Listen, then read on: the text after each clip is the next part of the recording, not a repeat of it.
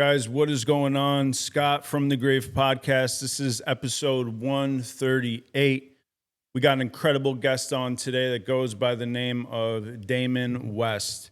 Damon West was on track in a D1 school for an all-star quarterback.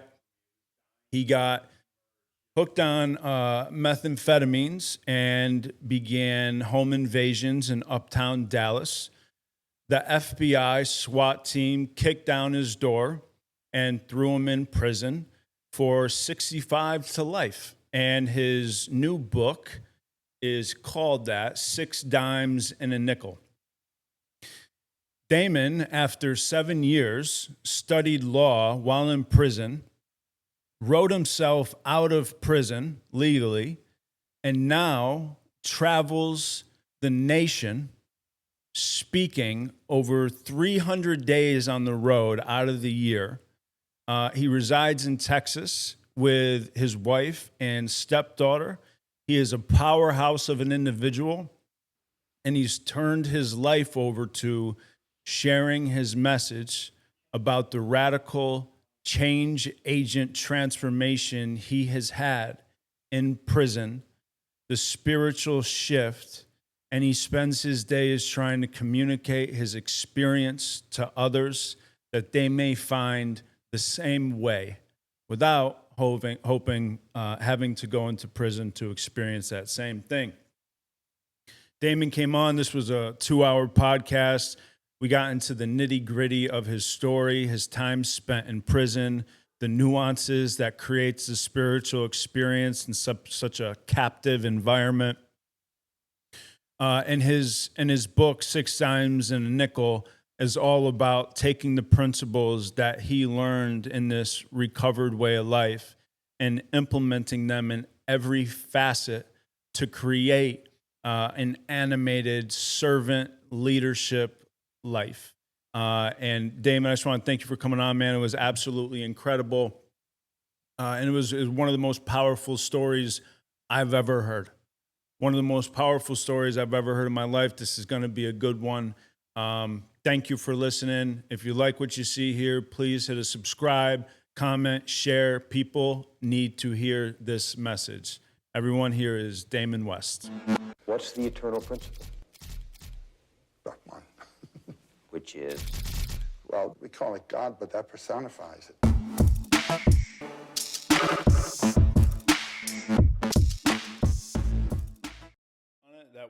That was a really good question. Like, would you require people to be in a 12-step program? Oh yeah, you're right. That was interesting. That was a tough one. Yeah, and like, what do you think about that? Would you, if you're an employer, right? Like, if somebody has, yeah, we're going. We're good. Yeah. Mike, good for you. Set up and all that. Mike's great. Yeah. Yeah. Have you ever ran into that? I mean, I know like you got out of prison, and then we'll get into that story because of the you call it a right, or the thing you advocate. A writ. Yeah. So you did that. That's essentially because you studied so well with Mr. Winston. Who just died the other day. I just Really? found out. Yeah, I just found out he passed away in prison. He was 73. But I mean, it's good for him, man. Look, he wanted out. He was never getting out. Yeah. It was a terrible deal for him. He passed away in his sleep one night. June 14th is when he died in prison. So, man, I'm happy for him. He finally made parole. You know, there's a few ways to make parole out of that place, and that was the only way he was making parole. Otherwise, he's going to die in there. Prison is an interesting thing because when you get a life sentence like that, they're not going to let you go. I mean, so you're going to get old in there. If you get sick, they're going to heal you. If you get cancer or something like that, they're going to treat you. I mean, because you're a ward of the state, they got to take care of you. So, you know, you've got people in there that their nature tries to take them, but they won't let them take them because they got to take care of you. Forever punishment. So, yeah, Mr. Winston and I got in the law library, and I got my first job out of prison at a law firm because of the appeal that I wrote, the writ that I wrote when I was in prison. And these lawyers just were like, man, you know, you did such great legal work for a guy who's never been to law school. If you ever get out of prison, we got a job for you. And so that was a job waiting for me. Now, your question is a good question. Would I, as an employer, because one of the things I've done with the money I made from speaking is I've started creating family businesses because I want to bring everybody in my family along for the ride. My family being immediate family, my in-laws. And look, you can't just go around giving out money to people because you got to figure out something to build. So we built some businesses. We have a construction company, and it's my wife's company, and my wife and mother-in-law, it's their name, female-owned business. And we have a dirt and materials company that's also my wife and mother-in-law. And my in-laws and all work for the company. They run it. And so what we want to do with the construction company, my thought was this, man. This is going to be great. My wife is Kendall. I'm like, Kendall, this is going to be great. Like, I got out of prison. I was so excited to have a job. I was so grateful for my employer. I was so loyal to them. We're going to find a bunch of ex-cons coming out that are going to be the same way. They're going to be so happy to work for us, right? Yeah. Dude. Everything's going to be perfect. Oh, my God, yeah. So, and like we, so we started hiring some guys that just got out of prison. And I'd meet them when they first got out, like they're like, oh, my God, you're Damon West. I read your books. You're the coffee bean guy, right? Yeah. And I was like, yeah, man, look, here's the deal. Are you an addict? Yeah, I had some substance abuse issues, but I ask them questions like, hey, did you go to meetings while you were in prison? And most of them are like, no. But I'm like, listen, you need to go to meetings out here, man. You need to get into a program of recovery. You need to work the steps. You need to get a sponsor. And I can't make you do this. And so none of them have done it and stuck with it. And guess what? None of those people have worked out. So we're about, and this, like, I'm an ex-con, dude. I'm on parole for the rest of my life. So I know the what it's like to be an ex-con and need somebody to give you a break. We get burned every single time we hire an ex-con. Every single time. And we're not going to stop because I do believe there's other stories out there, redemption stories. Yeah. But now I know some better questions to ask, Scott. So now when we get an ex-con that comes in and wants a job, I got a whole list of questions for my family to ask. I'm on the road. I can't interview everybody. Mm-hmm. So, but there's questions like, how much time did you get on your sentence? Let's say it's a 10-year sentence, okay? How much time did you do in the 10-year sentence? 8 years or 9 years? Wow, that's a lot of time. I know immediately if someone's done that much time on their sentence, they had some behavior issues. They had some problems in prison because they'll let you out for better behavior. Yeah. Even if you have an aggravated crime, they'll let you out a little bit early. But if you're bad and you don't follow the rules, you're going to do most of your sentence. So right away I know. Okay, so next question. If they answer that they did a lot of time on their sentence, what infractions did you get while you're in there? Tell me the kind of cases that you got. Did you get public masturbation cases? Did you get drinking cases? Were you caught with drugs while you're in there? And man, now the truth starts coming out. Okay, so you got drug charges while you were in there. You picked up extra charges. Did you get into a program recovery? No, I didn't do that. I didn't think I needed that. And I can eliminate a lot of people now just by the way they answer the right questions. And one of the questions that's big for me is the one you asked me on text. And I said, I got a better answer for you in person. If you're an addict and you don't have a program recovery, the chances are you will not win. You will fail. And I know that from being an addict. Everything I put in front of my recovery, Scott, I'll lose. And that's why I wrote the book 6 Times in a Nickel. That's why I wanted you to read it. That story is a story of a guy that's working a program recovery, actively working a program recovery. You get the backstory of the guy that needed recovery but finally got there. But it's also those things that we learn from recovery, right? Like, I didn't get here on my own. You didn't get here on your own. There's so many people along the way that helped you become the person you are today, and there's so many people that helped me become the person I am. And that's kind of what the book is about. When you work the program, these unbelievable things happen in your life. My sponsor, Ray, would tell me, man, he said, your life will get so good you won't believe that it's really your life. And I mean, if you live by spiritual principles. If you live by the spiritual principles. And that's one of the things in the book that I hammered home. I think there's 5 different sections there where I talk about the 4 spiritual principles because I want that to be drilled into people, man. Yeah, and I mean, we'll get into like the change agent curriculum that you were able to, obviously with help of all the angels in your life, which just seems to be the pervasive theme of your story. Just people who were like ready to take you to the next level or the next final boss if you were able to express the character. Oh, you know what I mean? You always seem to have, like, when these people showed up, be it like Muhammad or Carlos JT, and Briggs or Braggs, the BO, and JT and Mr. Winston, they showed up, but you also had to make a spiritual demonstration that you were ready to follow their help. 100%. You read it well, because here's the thing. It's like that. I don't know who said this, but it's so on point. When the student is ready, the teacher will appear. Yeah. And so that's what's happened in my life. So, but let me double back to that, right? It's like you say, if you're an addict and you don't have a program of recovery, it's just not going to work out. It's important to note that, like, from reading your book, knowing you for a little bit, like, your belief is in that program of recovery, if you don't have a cornerstone of spirituality, it's not going to work out. That's it. You have to have a spiritual component. You talked about the curriculum I created in the Texas prison system, the change agent prison curriculum. Yeah. I went back and forth with the state of Texas because I had to have a spiritual component. And they're like, you can't have a spiritual component. You cross the line of church and state. I'm like, listen, then this isn't going to work out. I love that you stood on that. Yeah, dude, you don't have the right guy then, man. When it came to the book, I'm like, there's no way he's going to get the state to sign off on this. But then you went back to how it was already done in our history. It was already done in the big book. Because, and that's the lesson, that's another lesson I've learned. Most stuff has been done before. You just got to find out who did it. You don't have to reinvent the wheel. Yeah. And the answer, obviously, was to let the guys that are taking the class write in what their own higher power is. Because that's the thing, Scott. You don't have control over many things in life. And I found out in recovery when I was in prison and I started going to AA meetings. And look, I'll just get it out. I don't speak for AA. I'm not a spokesperson for AA. It happens to be the 12-step program recovery that I got into, and I'm still into this day. I still go to meetings every week. I got my sponsor I talk to. I got an app on my phone that tells me where the meetings are anywhere in the country. I go to meetings all over the planet. Yeah. But I got into AA, and that was the program recovery that got me. When I say that everybody needs a program recovery, I don't know what your program is going to be that's going to work for you, but you got to find something spiritual and stick to it because you only control 4 things in life. And this was the example that I got in the book from when Ray diagrammed the serenity prayer in prison, And, he draws a line from one side of the chalkboard to the other in the chapel in prison. And he said that was God's line. And he said God's line's bigger than any line you can imagine. It's one side of the universe to the next.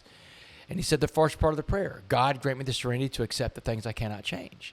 He said the things you can't change are on God's line. Every time you touch something on God's line, you've hurt yourself, you've hurt other people. Because you're not God and God doesn't need your help doing his job. He said, besides, you get your own line in this life. And he goes and erases a little inch out of that big God line on the chalkboard. And Scotty held his fingers up an inch apart for the entire day room to see. He said, if God's line's infinitely long, you get 1 inch. That's your size. He said that little 1-inch line was called humility. He said humility is being right-sized. And when we are right-sized, we can be useful to other people again.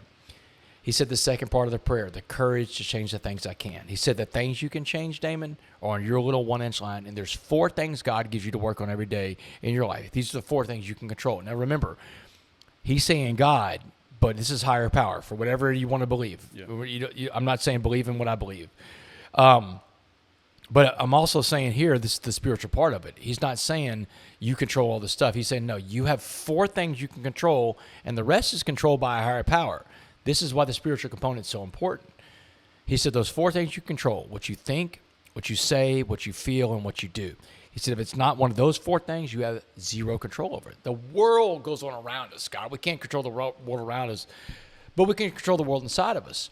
And he said the last part of the prayer was the most important part of the prayer for us addicts is the wisdom to know the difference between God's big line and your little line.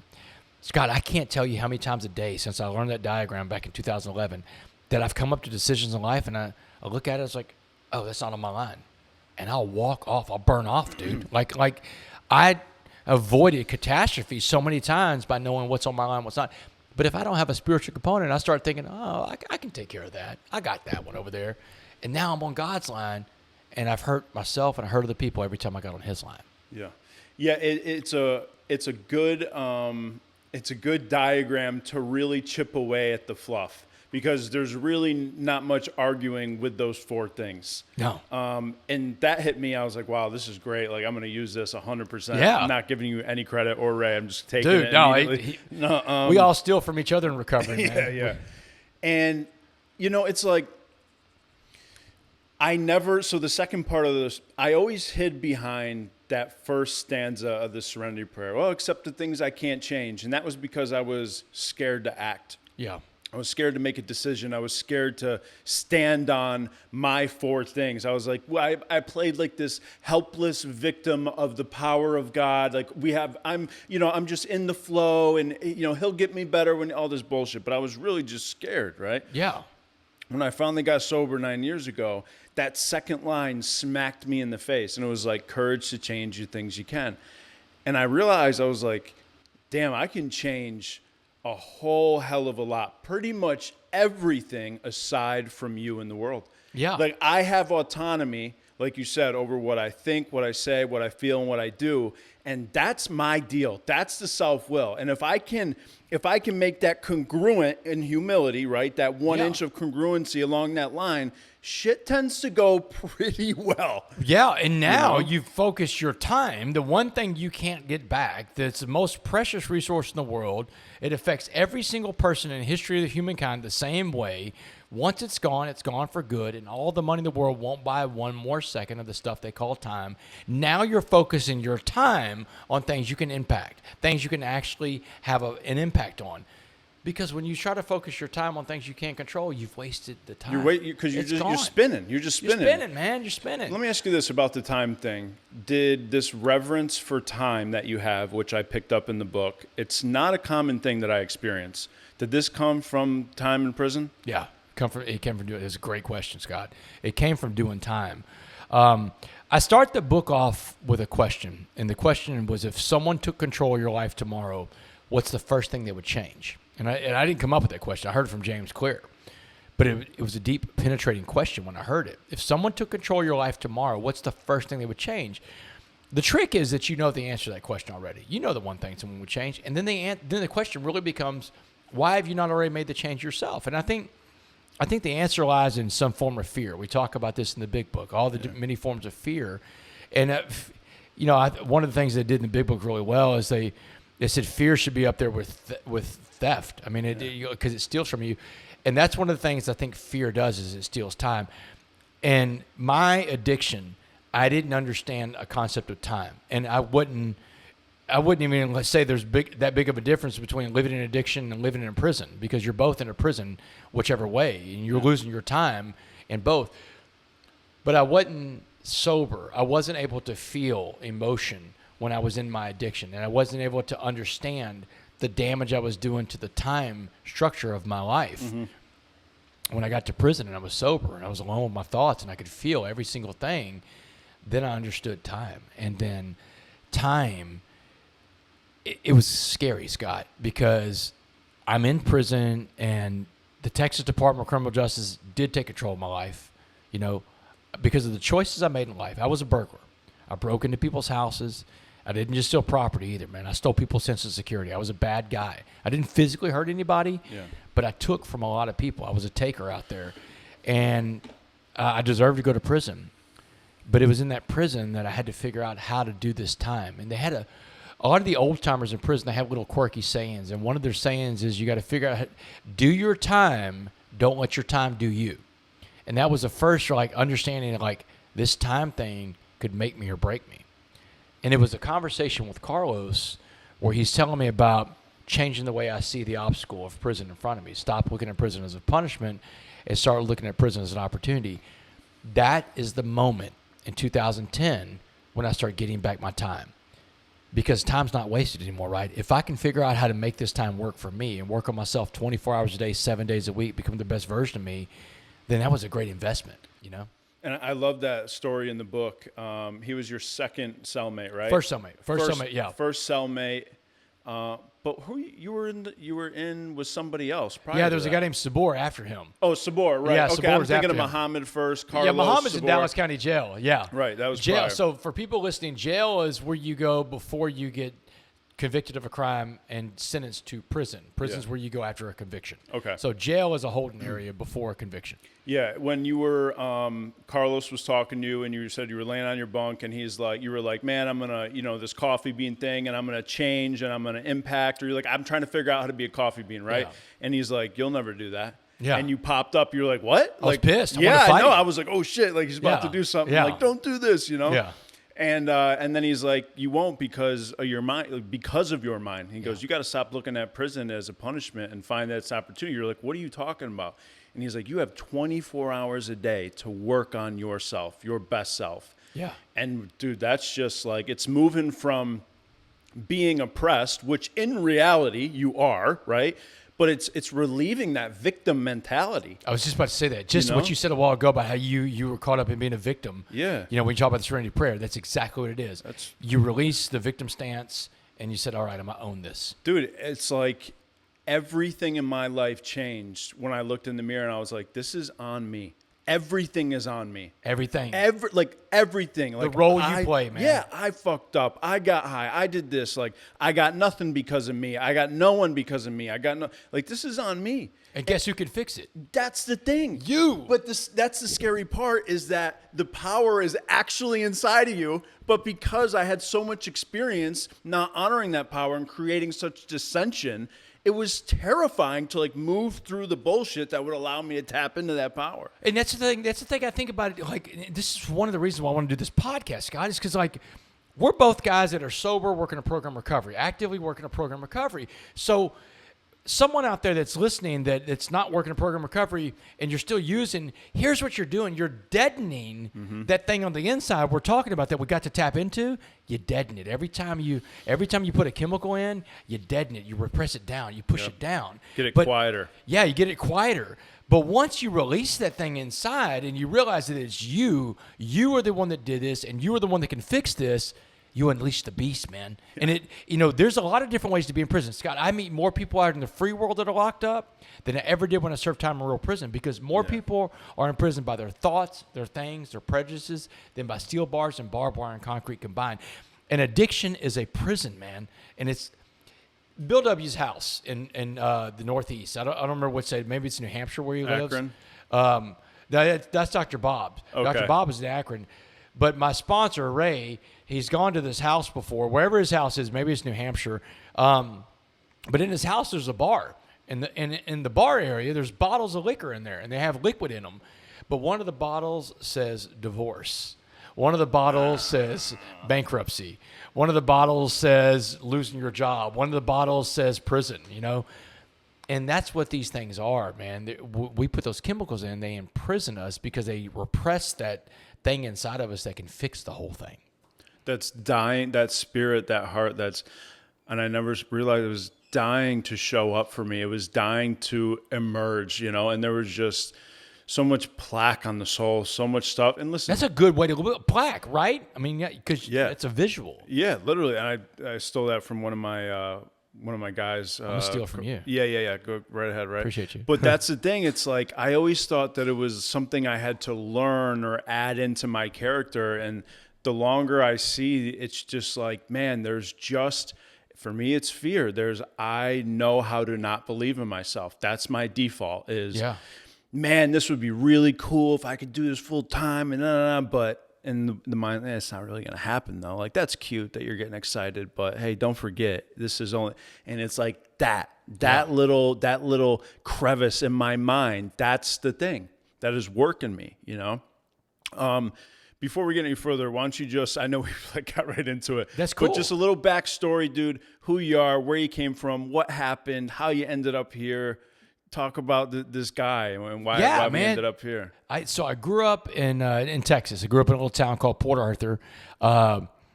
Came from a great family, man. Had mom and dad in the home. My mom and dad were married for 55 years.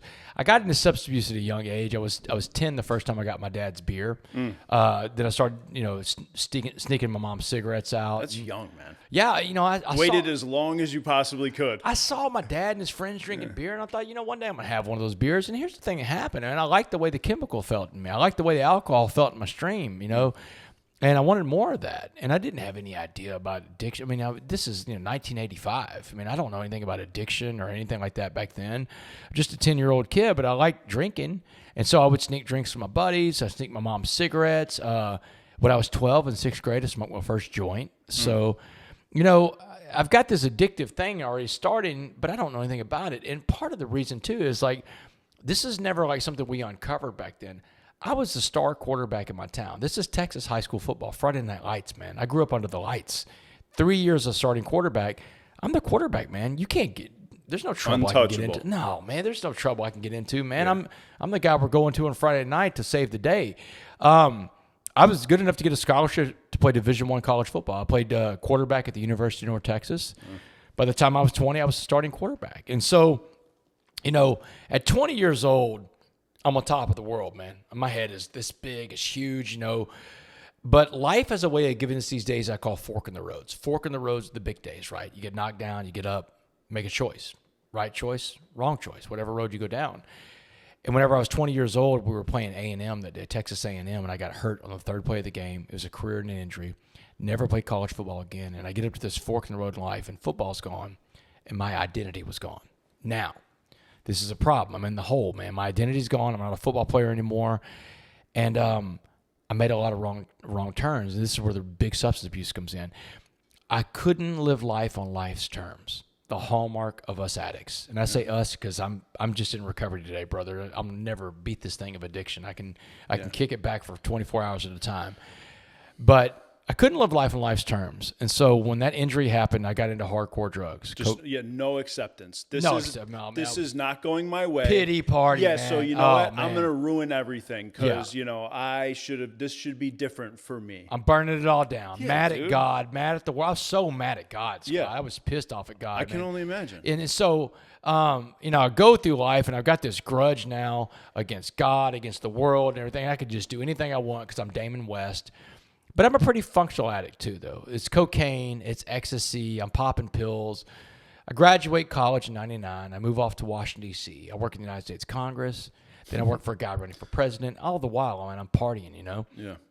And then I moved back to Dallas in 2004 to be a stockbroker for one of the biggest Wall Street banks in the world, UBS, United Bank of Switzerland. The one guy who can identify with the book. Yeah. Bill's story. Yeah, man. Yeah. So, actually, that's an interesting thought. I've thought about that before, Bill, actually. But so I'm a broker in 2004, and I was passed out of sleep at work one day. This other broker comes in. He sees me sleeping. He wakes me up. He's visibly shaking. Dude, wake up, man. You can't sleep on this job. The markets are open. You're messing with people's money. They'll fire you if they catch you sleeping here. He said, come on down to the parking garage. I got something that'll pick you up. So I follow this guy in the parking garage, Scott. We get into his nice little sports car. I think we're going to do some rails, man, off of a CD case. They had CDs back then, man. Because I was into cocaine at the time. That was my drug of choice. I was into blow. But we get into his car, and he hands me a glass pipe with crystal rocks in it. Now, I've never seen a glass pipe before. I'm like, man, what is that? He said, Damon, just relax, man. He said, it's crystal meth. And I'm like, get that white trash shit away from me. He laughed at me. He's like, white trash, right? He said, this stuff's way more powerful than that stuff you put up your nose all the time. And I'm like, bullshit. I said, give me that pipe, man. I take my first hit of meth, and I remember every hair on my body stood up, man. It was chasing the lightning, man. You're chasing the first hit. I can remember, and I'm getting goosebumps just talking about it right now, but that first hit of meth, man. And I was instantly hooked. Boom. Just like that. And here's the thing. I could never kick cocaine. I started doing cocaine after that injury in 96. This is 2004 when I took that first hit of meth. That's 8 years I've been doing blow. I could never kick cocaine. And just never went back. Cocaine was gone at that point. I was in rooms with mountains of the shit, and I never went back to cocaine again because meth was it for me. That was my God. Yeah. And I would give everything up for that God. I gave up my job, my home, my car, my savings account, my family, my tethering to God. In 18 months, I go from working on Wall Street to living on the streets. Or as my sponsor, Ray, would say, I gave up my goals to meet my behavior. That's what addicts do. Yep. We give it all away. You can't steal from an addict. You ever steal from an addict? You don't have to steal from an addict. They give it away, man. We give it away. And so now I'm homeless. I'm living on the streets of Dallas. I live in dope houses. I live in trap houses. I become a criminal. And it's thefts. Breaking into cars, breaking into storage units, shoplifting. Then it escalates to the very serious crime of home burglary. Now, these burglaries start out with one of the first burglaries I committed when I realized I was going to do this burglary thing because I was like, okay, I can do this burglary stuff. One of the first burglaries I committed, I broke into a U.S. post office. I stole a mailman uniform, a mailman hat, a mailman bag. I had to have something to move around neighborhoods with. Without getting spotted, Yeah, because, even though you're a drug addict and you're whacked out, I don't want to go to prison. I mean, that's not on my horizon. No one wants to get caught. You have a preservation of life instinct. And so I started... I think breaking into the post office is quite the feat. I mean, I'm more impressed by that, to be honest with you. Thanks, man. Yeah, so I broke into the post office, and I became basically a mailman in these nice neighborhoods. Started in uptown Dallas, where I lived at one time. In fact, the burglary crime spree would eventually be known as the Uptown Burglaries, and I would be known as the Uptown Burglar, although they didn't know who I was. But I would sit out in front of these condo buildings, man. A lot of the time, these condo buildings had a mail kiosk in there, and the mail kiosk is a room that the mailman can go into because he has the key to the deadbolt to the door. And inside that room is all the slots for mail. Now, on the outside, you have your key to your one little box. You open your box, you get your mail, you close your box. But on the inside is all these slots. And the mailman can be in there with all the slots. So I would wait till the real mailman would leave, And 15 minutes later, I'd have my mailman uniform on, my mailman bag, and I'd walk up to the building. And of course, people are going to get the gate for you. You're the mailman. You got the mail, man. So I didn't have to worry about access to a building. I had people opening gates for me. Then I'd go to that mail room. I'd pick the lock. I'd go inside that mail room, and you'd find boxes in there with mail wedged in. No one's home. Or you even find some of the mail slots that said out of town from this date to this date, hold our mail. So that's how I started picking a lot of my burglary victims. There were other ways I picked the victims out too, but that was one of the big ways in the early time of doing it. And so I would go on a weekend. I had a box truck. I had about 12 dope fiends in Dickie overalls. Men, women, young, old, black, white, Asian, Hispanic, because drugs and addiction don't discriminate. Yeah. We had everybody out there, you know. But they're all dressed up in Dickie overalls. One of them's got a clipboard. People are getting the gates for us. Again, we look like movers. And now I'm hitting all those apartments that are empty, those condos that are empty because those people aren't home, and I'm the mailman. I already know it. While I'm in there and everybody's cleaning out the people's condos, I'm looking for one thing, Scott. I'm looking for the car key of the vehicle that's likely left behind when someone went out of town. Mm-hmm. Because, you know, back then, this is before Uber. You get a cab, a buddy would drop you off at the airport, whatever. So if I could find the key fob in there, which I usually could, go out to the parking garage and hit the button several times so you hear boop, boop. Now I've got a 500 SL Mercedes, I've got a Land Rover, I got a BMW, I got a $100,000 car. I would try to load up some of these cars with things you don't want to keep from a burglary. Mm-hmm. Checkbook, credit cards, laptops, things that can be traced, right? Mm-hmm. Throw them in the backseat of this $100,000 car, have one of the people from the burglary crew follow me out to one of the worst neighborhoods in Dallas. Find a car wash that's hopping on a weekend in the hood somewhere, right? Pull up to the car wash that's just jumping. Everybody's out there hanging out. Pull up, window rolled down, music blaring, leave the engine running, key right there on the console, get out, go walk a block away and hop in my partner's car and take off. I don't know how long those cars would sit out there. Maybe 5 minutes before someone says, hey, man, the white boy got up and left his car here, man. Let's hop in that car. It's still running. Oh, look in the back seat. Credit cards, man. Let's go buy some beer and cigarettes at that store right there. Now I'm dropping clues off in neighborhoods where I'd rather the cops be looking. So this goes on for about 3 years, this game of cat and mouse with the Dallas Police Department. But it all comes to a head on July 30th, 2008. That day on July 30th, 2008, I'm sitting around this little rundown apartment I'm in Dallas. I got my dope dealer sitting next to me, a guy named Tex. And we're passing this pipe back and forth, and I'm sweating, man. And I'm not just sweating physically. I'm sweating because they picked up my partner in crime 10 days before, a guy named Dustin. And, man, they got Dustin in custody, so I know it's just a matter of time before they have me in custody, right? Because everybody talks in crime. And just as I pass the pipe back to Tex, the window on my right blows out and shatters. And I see this flashbang grenade tumbling across the floor. And Scott, man, I'm trying to get out of that. I'm pushing Tex out of the way. I'm trying to get out of there. But boom, the flashbang grenade goes off in my face. Bright white light, loud noise, blows me back on the couch. And when I came to, when I can see and hear again, there's a cop standing over me in full SWAT riot gear. His boot is on my chest. The barrel of an assault rifle's digging in my eye socket. His fingers on the trigger. He's screaming, don't move, don't move. And I'm like, man, don't worry, right? And one of the cops came in and he screamed out loud, we got him. We got the Uptown burglar. And, man, that was the day. July 30th, 2008 was not just the day I was arrested. It was the day I got sober. And I tell people all the time, I got taken in sobriety at gunpoint. But I feel like more than anything, July 30th, 2008 was the day I was rescued. I think the SWAT team, they were like, and you used the term a while ago, angels. They were angels in my story. My angels don't have wings in the story. They have assault rifles and shields and helmets. They're coming through the window. They bust the door off the hinges, right? But they come in and they pull me out of this world that I couldn't get out of, man. There was a time about 30 days before this that I was laying on the floor. That's the same apartment. I ran out of dope for the first time in a long time. I mean, I don't know if you've ever done meth, man, but when you're coming down off that stuff and you run out of it, man, your head feels too heavy to pick up. I mean, and I'm laying on the floor and I'm like, and I'm talking to God, the same God that I'm so angry about from 1996, right? Because when you hold those resentments like that, that's a good way to stay in your addiction. Yeah. And I'm talking to this God I'm still angry at, and I'm like, man, I'm just done with this, man. I'm just done with this life. I just want out. I don't know how to get out. And, of course, a few days later, I got some meth, and I forgot all about that conversation. But laying on that floor with that automatic rifle in my eye socket and the cop screaming at me, one of my first thoughts was like, this is not what I meant, God. This is not, when I said I wanted out, this is not what I meant, right? But those angels came and pulled me out of that world I couldn't get myself out of. I mean, I don't know what I look like today if they don't arrest me back then. I mean, maybe I'm alive, maybe I'm not, but for sure I'm not a version worth living. And I say that was the end of it because they took me to Dallas County Jail. My bond was set at $1.4 million. It was the biggest bond in Dallas at the time. And there's 9,000 people in Dallas County Jail. It's one of the biggest jails in America. Yeah. No one had a bond that high. Not the murderers, the child molesters, the rapists. Especially back then, too. It's significantly more money back then. Oh, yeah, man. It's a no bond. You can't make a bond that high. Yeah. And I was in Dallas County Jail. I was scared, man, and I wanted to get out.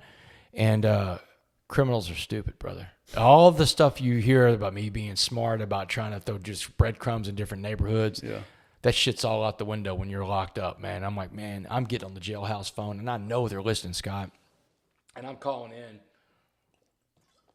By the way, it's water. It's not a Heineken. Yeah, not Heineken. I'm getting on the jailhouse phone, man, and I'm calling people from the dope world, people that owe me money still, right? Hey, man, you owe me money from this hit that we did, this job that we did. And, man, the cops are listening, man. They're just picking people up, man. I'm leading them to the biggest evidence against me they're going to get, man. They're just picking everybody up that I'm calling up. And, of course, all these people they're picking up, they didn't ask to be arrested. So when the cops get them, they're happy to give me up, you know? Yeah. And when I get to my trial, May 18th, 2009 is the sixth and final day of this. It's organized crime. This is a RICO case. And I'm the head of the whole thing. I'm the face of the organization. Yes. The prosecutor's saying things like he's the John Gotti of Dallas. He's the Al Capone of Dallas. And part of the reason why they were able to say that is because the biggest witness that testified against me at trial, it wasn't one of my accomplices. It was me. And I didn't even take the stand. Those jailhouse recordings. It just showed the character that you were at that time. Oh, this arrogant. Perfect. Dude, I was the easiest guy to hate. Yeah. Because how could you like the guy that's on these calls? You owe me this. I don't deserve to be in here, and I'm innocent, and all this crazy stuff that addicts say when we're in our addiction, right? And it's just I'm saying all of it, and I'm incriminating myself on every phone call. The longer I'm in, the more desperate I get because I'm also away from the dope, man. And that's the main reason I want out. I want dope. I get to a point in Dallas County Jail where I see some guys that I've done some work with on the streets, some guys that are connected to the cartels, like, can you get some dope brought in here, man? I'm freaking out over this stuff. And so May 18, 2009 is 10 months after my arrest. I'm sitting there at trial thinking, man, probation's on the table, right? Because I've never had a felony conviction. They could give me probation, but they didn't. The jury sentenced me to 65 years in prison. And that's a life sentence in Texas, or as they say, 6 dimes and a nickel, the name of the new book, right? I got 6 dimes and a nickel from a jury that day, and the jury took 10 minutes to sentence me. I mean, they didn't, dude, I could feel the hate oozing out of their pores. Yeah, I mean, and I don't blame them, man. Yeah, you hung yourself to the cross with those phone calls. Oh, yeah, dude. It was like the last nail in the coffin. Unremorseful, couldn't give a shit less about thank the God. victims. Yeah. And thank God they got to see that version. Absolutely. Thank God they got to see that version, and thank God they sentenced me to life in prison. That life sentence saved my life, because here's what it did. Now, when I told you that question I started the book out with, if someone took control of your life, what's the first thing they would change? The Texas Department of Criminal Justice did take control of my life, and I knew what had to change. The something that had to change was me, but I just didn't know how to make that change. But by giving me 65 years, by giving me life, they gave me a sentence so severe that if I didn't make the change, the Texas Department of Criminal Justice may never let me go. And there's no guarantee they're ever going to let me go, but the only way out of this place is to completely revamp Damon West. Your mother said something powerful, and she said, Damon, you are now God's captive audience. Yeah. About going to prison. I was like, wow. And your mother she seems to have a very zoomed out vision, and like to able to step back and watch her son go through that, I can't imagine. But the quotes that you put in there for her, how she helped you with your writ and all that information on the back end. Oh, man. Like, she never gave up on me, man. For her to have that type of poise and spiritual endeavor during something like that, I mean, what a woman.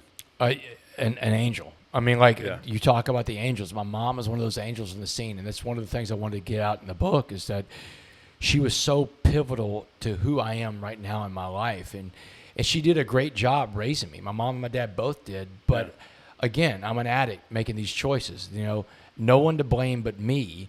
And my mom, she's a nurse too. So she understands the disease concept. She knows that I have a disease, and she was able to see past that disease to see Damon West in there. And she was prodding me to get it out. Whenever she has that conversation with me after my sentencing, where she says, hey, you know, you come back as the man we raised. No gangs, no tattoos. Come back as the man we raised, or don't come back at all. I've asked her about that. And she says, hey, listen, I'm a nurse. I see everything through the eyes of a nurse. What I see after that trial is my son is laying on a gurney, dying, bleeding out, dying, man. You know, because, I mean, you just got life in prison. And so in nursing, in medical, you do what's called triage. Triage is when you throw everything at the patient to save the patient's life. Mm-hmm. And she said those words that came that day, that came from the Holy Spirit, that she's like, I knew I had to say some tough stuff to you to get you to try to get you on the right track. But again, we're addicts. You can't make me do anything. And a lot of addicts, man, like, you tell us to do something, we'll do the opposite. But I'm now a captive audience to God. I got sentenced to life in prison. I freaked out. I don't know how I'm going to survive this. And as I'm in county jail waiting on the prison bus to come pick me up, I run into that angel named Muhammad, which is interesting because we're talking about a guy, you know, he's black, I'm white. The race thing's very big in there. And he's older. You. Yeah, he's older. I'm younger. He's Muslim. I'm a Christian. You know, I'm Catholic. So we have nothing in common. Yeah, none of it lines up. None of it's okay in the optics of the prison mentality. We're not supposed to be talking to each other, but he comes up to me. We form a friendship in there. And he starts kind of coaching me up about what prison's going to be like. And he sees that I'm struggling with the violence part of it, that I'm going to have to fight for my life in there. And that's when he gives me this incredible message. He said to imagine prison as a pot of boiling water. And he said you have 3 choices how to respond in the pot of boiling water. You can be like a carrot that goes in hard but becomes softened by the water. An egg that goes in with a soft liquid inside but becomes hardened by the water, like a hard-boiled egg. The heart becomes hardened. Or you can be like a coffee bean that changes the water to coffee. He said the coffee bean is the only thing that changes the water because it's the change agent. He said if you want to come back as someone your parents recognize, you got to be like that coffee bean. In fact, the last words he ever said to me before the prison bus came to pick me up, he said, be a coffee bean. Yeah. And Scott, these are 4 words that changed my life because these 4 words put the power back inside me. Yeah. And if the power's inside me, it can't be in the world around me. But again, we know from the story, this is just the beginning of this journey of transforming myself. The coffee bean message alone wasn't going to be enough to change Damon West because the coffee bean message didn't give me the spiritual component.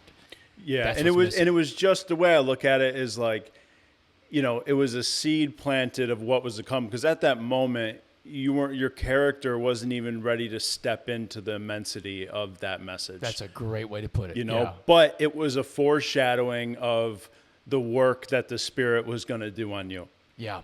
And you know, the powerful part about that, you know, visioning you and Muhammad up against the wall and him kind of putting you on game and you being like, dude, I don't want to do all that. And he's like, I know, right? Yeah. He said something powerful. He said, you're going to have to fight. You know, the strongest man in prison walks alone. And if you want to do that, you're going to have to walk alone in order to keep the promise that you gave to your parents. Yeah. And he goes, you're going to fight. You're going to fight all of them. But you don't have to win all of your fights, Damon, but you do have to fight all of your fights. Man, sage advice, isn't it, man? That's so much like wrapping everything about life up into one sentence. You don't have to win all your fights, but you got to fight all your fights. Man, some days you're going to win and some days you're going to lose, and it's okay to lose. Everybody loses. I lose every day at things, but you got to get back up. Yeah. I tell people all the time, no one knows your wins and losses. No one even knows the true number but you inside your head, but no one's looking for that either. People want to see if you're going to get back up. They just want to see that. They want to see that you're made of something. You got this grit, this determination. And I think all you got to do to win in life is get up. And I think I think people don't give themselves enough credit. I think waking up in the morning and putting one foot in front of the other after a tough day the day before, that's a win, man. Chalk that up as a W, man. You got up and you faced another day, you know. But life is about getting back up. It's not about this string of victories you have everywhere, because life is gritty, it's ugly, it's nasty, it's gross. Yeah. But you just got to keep getting up and showing up. But again, like you said, I wasn't ready to step into that. I didn't have the character to step in to everything. And that's because I didn't have the spiritual component. And that was the big missing piece. Muhammad, fast forward to when I got out of prison and I finally find Muhammad, because we're going to go back and forth in the story, but I found Muhammad Because of the anonymous letter written to you, unsigned. from a guy in prison, man. What his real name is James Blake II. James Lynn Baker II. James Lynn Baker II. He goes, find James Lynn Baker II, and you'll find your Muhammad. Yeah. And you don't even know who it came from. I don't know where it came from. Still to this day. I write a letter in the Texas prison system has a newspaper called The Echo. It goes out to all 135,000 inmates. I write a letter in there called The Coffee Bean, an article called The Coffee Bean, and I always talk about him, trying to find him, have my address in there, and somebody obviously read the article, wrote me, and since then I'm like, okay, I got your letter. Who is it? But no one's ever responded back. Hey, that was me. Yeah. But here's the deal. So when I find him, this is in 2022, when I finally find Muhammad, he's dead. He died. He was a free man as far as like not being in prison, but he was still in prison when he died, because he died on May 9th, 2017 in Dallas, Texas, of an opiate overdose. He was a drug addict just like us, Scott. But he never got to a program recovery. And he died in his addiction. It's proof that you can sit on all the knowledge and information in the world. He had the coffee bean his whole life. Yeah. You can sit on all the knowledge and information in the world. You can read all the best self-help books, listen to all the best podcasts. You can quote your religious books, scripture and verse. But if you can't apply the knowledge does you no good. And it did him no good. He died in his addiction. And when I found his family, I found his family, and he came from a very dynamic family. Just like I did, man. Powerful story. Really cool. They didn't want anything to do with me because they're like, Damon, the person you're talking about is not our brother. Our brother was a guy that in and out of prison his entire life. And every time he got out of prison, he would come live with one of us, and he'd get high and drunk again. He'd steal from us. And he was just kind of a loser and a failure in life. That's not the guy we know. The guy you're talking about, you met him when he was sober in county jail. That's not the brother we know. And I told his sisters, I said, listen, if you'll just go with me on this, I think we'll change the way the world sees your brother. I think we'll change the way you see your brother. Scott, to this day right now, his sisters, when they talk about their brother, their back is ramrod straight. They're so proud. They're like, my brother's the coffee bean guy. He's the guy that saved Damon West. And all these people have been changed because my brother impacted Damon West. Man, I was able to change the memory of a human being in the family's life. And what's the value of that? Here's why I say all that. And we're going to go through this story. I believe that he gave me the coffee bean message in Dallas County Jail so that one day I could use it to become a redeemed man. And by every metric, I am a redeemed. Scott, I'm a sober person. First of all, I'm a husband. I'm a stepfather. I'm a speaker that goes all over the world. A best-selling author. A philanthropist. A college professor. I mean, you name it. I'm done. I'm a redeemed man. But I believe he didn't just give me the coffee bean so I could redeem myself. I believe he gave me the coffee bean so I could come back one day and redeem him. Yeah. And that's the thing about the program, how it works, service work. We're all looking for ways to serve other people. And whenever I found out about Muhammad's situation, I'm like, hey, let's find a way to change the way the world sees him. So I've got a scholarship I started in his name. And every year I fund this scholarship that one little kid in Dallas wins. And they get to go off and get an education because two guys met up in a county jail back in 2009. But it's never going to be about you, Scott. It's going to be about what you can do for other people. How can you, as the big book says, put back into the stream of life? And that's what life is about, brother. Yeah, it's like, and people always, I guess, wonder, it's like, why is service such a big part of this? And it's like, well, dude, all I did for so long was just take and take and take from everyone, from you, from them, from the world, from the job. And so it was all about me all the time. Yeah. And when I was out to serve me, my life crumbled. I harmed everyone I loved, and I was isolated and alone and then got buried by this thing. So it's like this 180-degree turn, man. And it's like, if I want to stay on this trajectory, if I want to stay redeemed, I got a part to play. I got to fan this flame. And when I'm out here just thinking about me and my life and what's going on with me and my troubles and my line and all that, it's like, dude, shit will fall away pretty quickly. You're stuck inside self, man. Yeah, dude, I turn into, a miserable prick, ungrateful, always worried about how things, and it's just like, it's so clear as day, the longer you stay sober, where you need to operate in that diagram of God's line and my line, and the parameters of where that inch is starts to become pretty damn clear. Yeah. But the mind, again, it'll just be like, hey, you can't do this, get whiny, evade, run, hide, all the BS. And I still listen to it. I still get jammed up. Oh, yeah, me too. And that's what creates like the bounce back, right? Another quote, I think I made some notes on my phone. But this quote, I mean, again, Muhammad he was putting you on so much game. He said, yeah, he was, man. He said this, Wes, you're in a spiritual realm now. It doesn't matter who you or I call God. Religion is a man-made thing. Spirituality is your conscious connection to what you call God. All that matters is that we believe and that we surrender. Yeah, dude. And remember, this is great that you're bringing that quote up now. You know what happened to Muhammad in the end. Mm-hmm. He couldn't apply this knowledge, but he was sober when I met him, Scott. It's just like this weird timeline of meeting someone. I couldn't have met him any other time in his life. He could have imparted this wisdom to me because he was sick too. But he's not sick at the time that I meet him. He's actually, and every time I see him in county jail, he's praying in his Quran. He's praying 5 times a day. He's got his little kufi on. He's in the best element I could possibly meet him, and he's imparting all these, he's dropping all these dimes on me, man. Yeah. But that's so true, and I would hear that reverberate back again later on when prison in 2010 and 11, when I started getting into the AA group in prison, the Spiritual Awakening of Sober Offenders. That's the name of the AA group I go to in the Mark Stiles unit. Now, Stiles, where I went to prison, it's a maximum security level 5 prison. That's the highest security level there is. Level 5 means they have a super seg, which is a supermax prison. So we got it all on level 5s. And I'm a lifer. In Texas, life sentence people have to live with other lifers. And on the Mark Stiles unit, there's 3,000 inmates total. But all the lifers live on this one building called 7 Building. 7 Building has 432 men. Every man's got life. And that's when I get off the prison bus the first day of prison. They're taking me to 7 Building and dropping me off on the edge of the earth, brother. This is the end of the world where I'm going into. Because, I mean, it's the most hopeless environment there is. Yeah. And when you have a void of hope, negativity, evil, darkness fills the void. But I've got Muhammad in my head the whole time, man. And it's almost like a POV movie that I'm walking through, man. And he's talking to me the whole time I'm in there. And it's brutal. The first 2 months of prison are a bloodbath, man. I'm probably get in 3 dozen fights and lose 75% of these fights. I'm getting my butt kicked all over this place. 3 dozen fights? Fuck, dude, I'm getting my butt kicked. Carlos teaches me how to make a mouthpiece. Like on the second day, he's like, so you get a bunch of wet toilet paper, you put it in your mouth, and then you pull it out and you put it on the desk to sit overnight, and it becomes like a wooden mouthpiece, right? Yeah. It's good for one fight.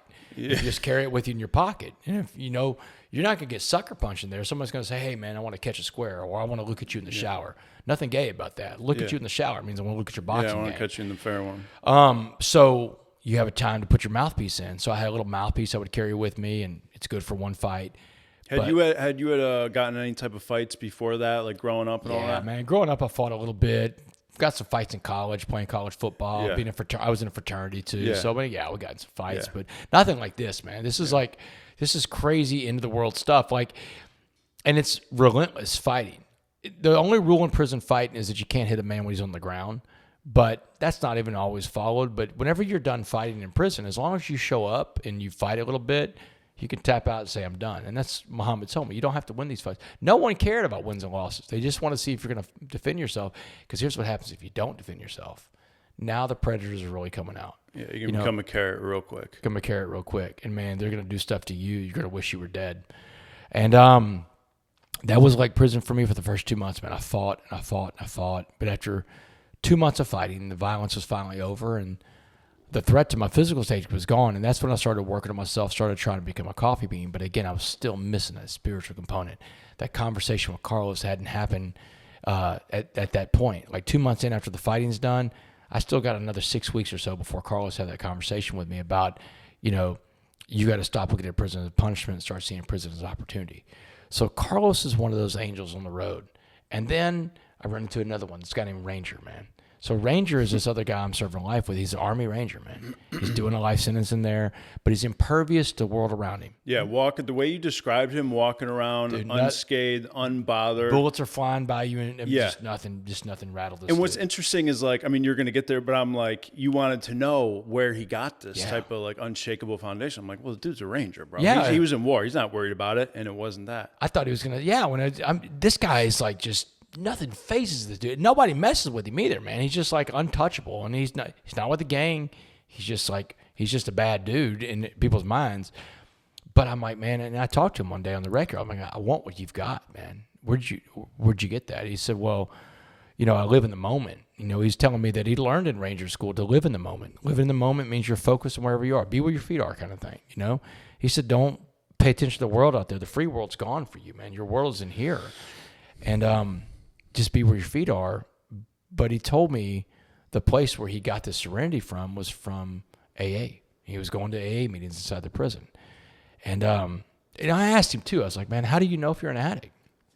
He said, it's easy. If you think about drinking, you're an alcoholic. If you think about doing drugs, you're an addict. And I was like, well, good. I'm not an addict because, I don't think about that stuff anymore, man. I got life in prison. Glad we got that covered. Yeah. Whew. Man, it had you scared for a second. Yeah. No, we're good. That sucks for you, huh? Yeah. Terrible for you, man. But at that point, man, look, life had beat me down sufficiently. I was serving a life sentence in prison. Drugs and alcohol was my problem. I didn't want anything to do with that stuff anymore, man. I wasn't even thinking about that stuff until I was. So I'm laying in my bunk one night, and I got a new cellmate at this point named Malik. Malik's he's a Muslim guy. He's real big into cocaine. He's a cocaine dealer, but he's only one of those low-level dealers that does enough so he can have his own stuff. He's an addict like us. He's jacked up on blow every night, Scott. And we got the cleanest cell in prison, though. This dude he's cleaned this whole place up with a toothbrush, man. You don't want to do blow in a 10 by 12 cell, man. There's just nowhere to go. But I'm laying in my bunk one night. I'm watching him tweak out he's tweaking out the cell bars. And I'm reading the book of James in my Bible, man. I'm all in my Bible at this point in my life. This is where I am. I'm in my Bible. God's got me. I'm a follower of Christ, and it's like, I'm going to be great. And, man, I look over across, and his tray of cocaine catches my eye when I look over at him.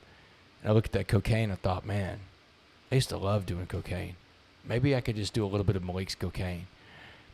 And, man, the thought came like a thief in the night. I'm like, I jump up. I raise up in my bunk. I'm like, where did that come from, man? What about, Damon, you met all these victims. Your family's your victim. The victim people you stole from. You're serving life in prison. And now you're thinking about doing blow again? And I'm like, man, this is a ticking time bomb. Live with Malik. There's no way I'm going to be able to survive this and not get high. And I look at the Bible I'm reading. I'm like, I guess this isn't going to be enough either. And the next day, because of Ranger, I go find Ranger, and I was like, hey, man, listen, I don't know if it's because we had the conversation or what, but, man, I was thinking about doing Malik's cocaine, and he was doing push-ups. He hops up. He stuck his hand out. He said, congratulations, you're one of us. The answer is within your grasp. He says, let's go to a meeting. So I start going to the AA meetings in prison, the Spiritual Awakening of Sober Offenders. And that's where I meet my future sponsor, a guy named Ray. And that's where I start getting all the answers I would need to turn it around, because that's where I found the spiritual component, Scott. And that's the thing.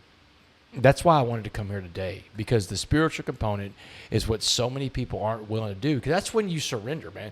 The first 3 steps of the 12 steps is all about the spiritual part. That's... it was funny, man. In prison, I'd go to these meetings, and I'd come back, and I'd tell these guys on the wing, man, on the pod I live on, dude, you got to come to these meetings. These are guys that are getting high and drunk every day, man, because they got you can get anything you want in prison, any drug, you make your own hooch, all that stuff is available in there. And I'm telling these guys about this incredible stuff I'm learning in AA, the big book, man, it's got all these gems in it, man. I'm like, and the guy's like, oh, man, look, man, no, I'm good, man. I'm like, dude, but you're powerless over this. I said, but you're an addict. And they're like, yeah, I'm an addict. The first step has 2 parts. That you're powerless over drugs or alcohol. Well, I say drugs and alcohol because I think that's apropos for our conversation. Yeah. We're not just talking about alcohol. You're powerless over drugs and alcohol, and that your life had become unmanageable. That's the second part. These guys would admit to, that they're powerless over it, but they couldn't admit that their life was unmanageable. I'm like, dude, you're That's wearing a white prison insane. jumpsuit, Yeah. man. You're waiting for someone to tell you when to take a shit. Yeah. I mean, this is like the height of unmanageability, man. This is like the power of delusion, bro. Brother. in that. Yeah. What were some of your unmanageable thoughts that you had, man? When you're like, no, I got this. We're still good. What happened to you? How far did you go in your story before you finally like, hang on a second, I'm not doing well. So I was sober for a few years in upstate New York and Syracuse, and then I had let up on action, right? Whatever spiritual program of action, the insanity return, and I went right back to it. And then I was out and about for a while, couldn't get this, had all the knowledge in the world, and it just was not gaining traction. And with that just came immense pain and defeat and just terror in the mind. And my last run was in Nashville, Tennessee, and I was actually a mailman. I was carrying people's mail. You're a real mailman? I was a city That's carrier crazy, assistant. man. I wasn't stealing their shit, but I was shooting coke in the kiosks, right? Yeah, like locking man. myself in like a psycho. You're got something in common, man. friendly neighborhood mailman. You know what I mean? Psycho. So I was running around with this Russian named D, and he was like, if you could look at heroin addict in the dictionary, it would be him, right? And I remember driving around, and he'd be like screaming, like crying about how life is so unfair, and this happened, and me, I'm like, I had the truth of the 12 steps beaten into me, and I had a legit experience years ago. So I'm watching him in this delusion. Meanwhile, I know I'm diving into hell willingly, right? Yeah. And so the level of my delusion fell off in a way that I had never experienced before, because it was the ultimate giving up and surrendering to the pain. It was like, oh, this is hell. Well, my mind is such torture and such terror. I'll trade in everything for 10 seconds that a hit does for me. If it quiets the noise for 10 seconds, like, I'm willing to do it. The last piece, the last delusion that I didn't realize how deeply embedded it was. I ended up in treatment again 9 years ago, and it was realizing that everything is on me. It always has been, and it always will be, and that I fucked up. I did this. And Did you run out of dope when you realized that, or did you just came to it one day? You're like, you know what? No, so I was running out of money. I was, hitting payday loan places, scamming on the streets. You did the payday loans. Yeah, dude. Every creditor in East Nashville was after me. But you still haven't gone as far as like stealing from people yet, huh? Little bits here and there, but it wasn't that. I never really got into that level. So the money was running out, the dope was running out.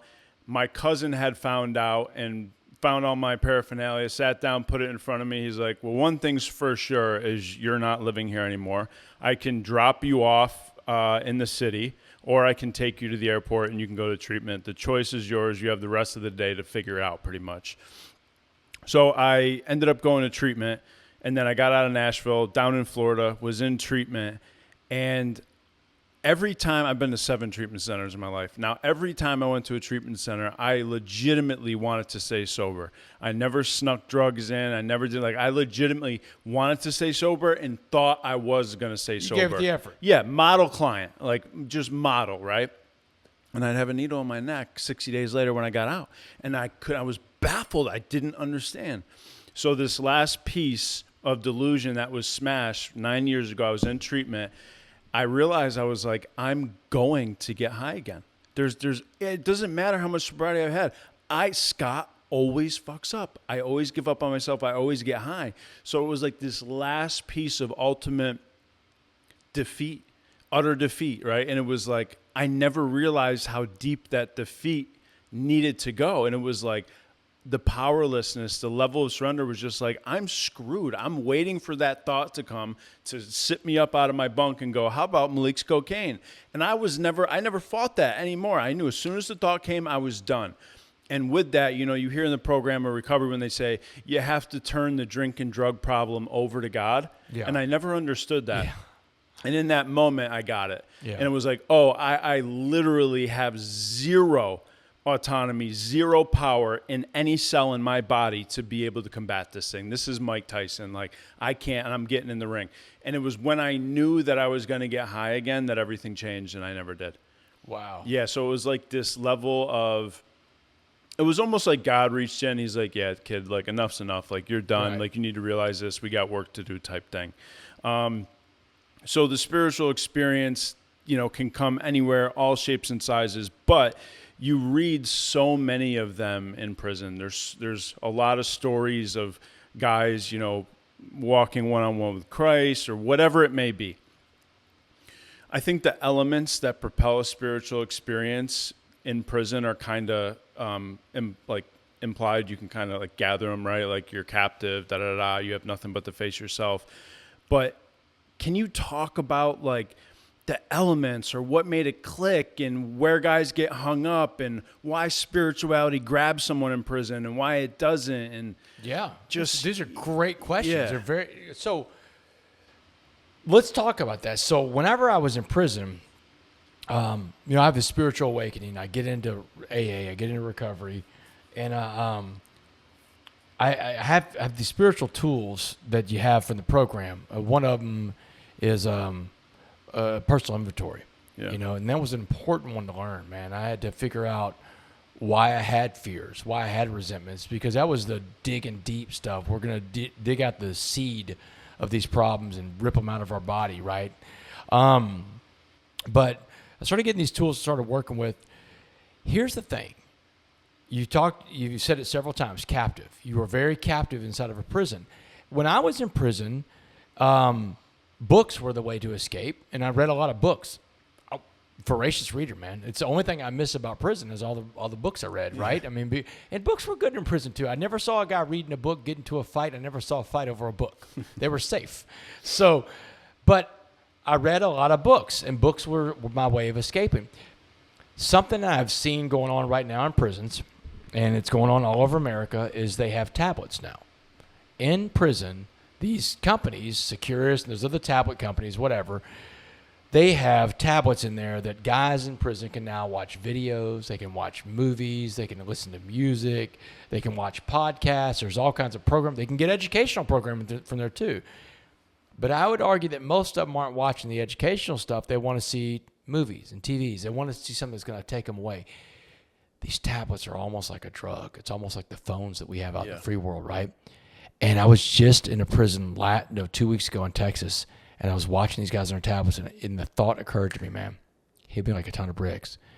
If I was in prison right now, I would probably not have become the Damon West I am today, because I would not be a captive audience. You said the word many times. That was the word I thought about 2 weeks ago inside that prison, because I'm watching these guys on their tablets.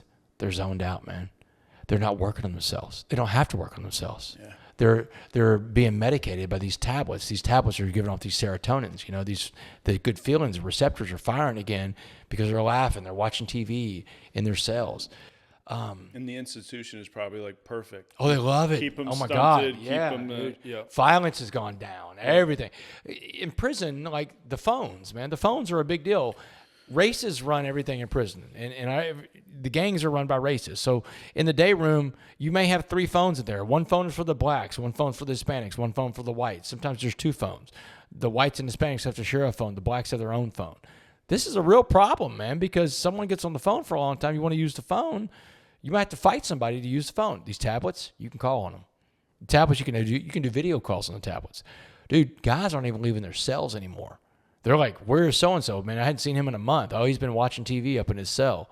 Dude, they come out. They're just like, physically, they're not taking care of themselves anymore. Mentally, prison was so good because I got to work out in 3 phases, spiritually, mentally, and physically, man. I got the best shape of my life. I don't know that I'd do it today if I had a tablet in front of me all the time, because it's very attractive to be able to escape like that. I got the escape from a book, but a book required concentration. A book also exercises your brain. This is the way I became a great writer, as I read a lot of books. I knew what kind of book I wanted to write when I started writing books. I knew the back and forth I wanted to do. But so guys in prison right now, I'm afraid that even though these tablets can be used for educational stuff, I'm afraid that they're being robbed the opportunity for a spiritual awakening. So that's something I didn't have to deal with. And so it's not on my side of the street. And what we know in recovery is we only got to keep our side of the street clean, which is why the personal inventory was so important. So I first had to clean up my side of the street, Scott. I had to, do all this unpacking of Damon West's dirty house. And it's like, I'm like, you look inside of a person at that age in life. I got to prison when I was 33 years old, and it was like a hoarder's house when I started cleaning out my house, man. Just all this junk and crap and shit that I got to throw out. Why is this here? You ever done that when you're like cleaning up something? You're like, what do I have this for? You throw it out. Dude, my last move from Pompano up here, I was in a 1x1, right? Yeah.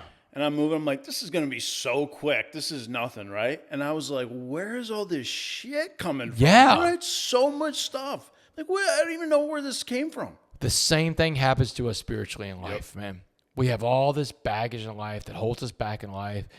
And that's why the steps are so important. That's one of the reasons I wrote the book. I wanted it to be like a companion book to the 12 steps, because I'm not trying to rewrite the big book. That's a great book. That book's already been written. The 12 and 12's already been written too. But it doesn't mean you can't have a companion book for the newcomers. People coming up say, hey, look, I need somebody to tell me storytelling, to tell me how the steps work.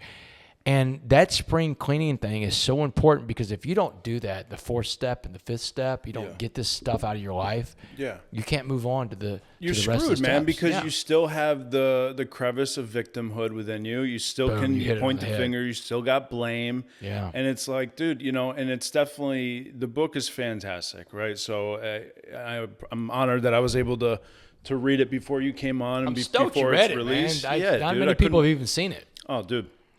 And you did a very good job. I always say, once you can talk about the steps in your own language, it's in your cells. You want to be able to talk about all the language, all the steps, all the recovery that we learn in a program, whatever that may be, but in your own language. And when you can do that, you have your own stories for it, that you experienced in real time a 3rd step, and in real time a 4th step. Yeah. You didn't just get ran through in like 2 weeks and you're like, Morgan, I did it. Yeah. And it's like, dude, I don't know, man. Life's got to move you around a little bit. Like, you don't always get to sign up for your own adversity. Yeah, that's a good way to put it. Even though it's one of the chapters in your book.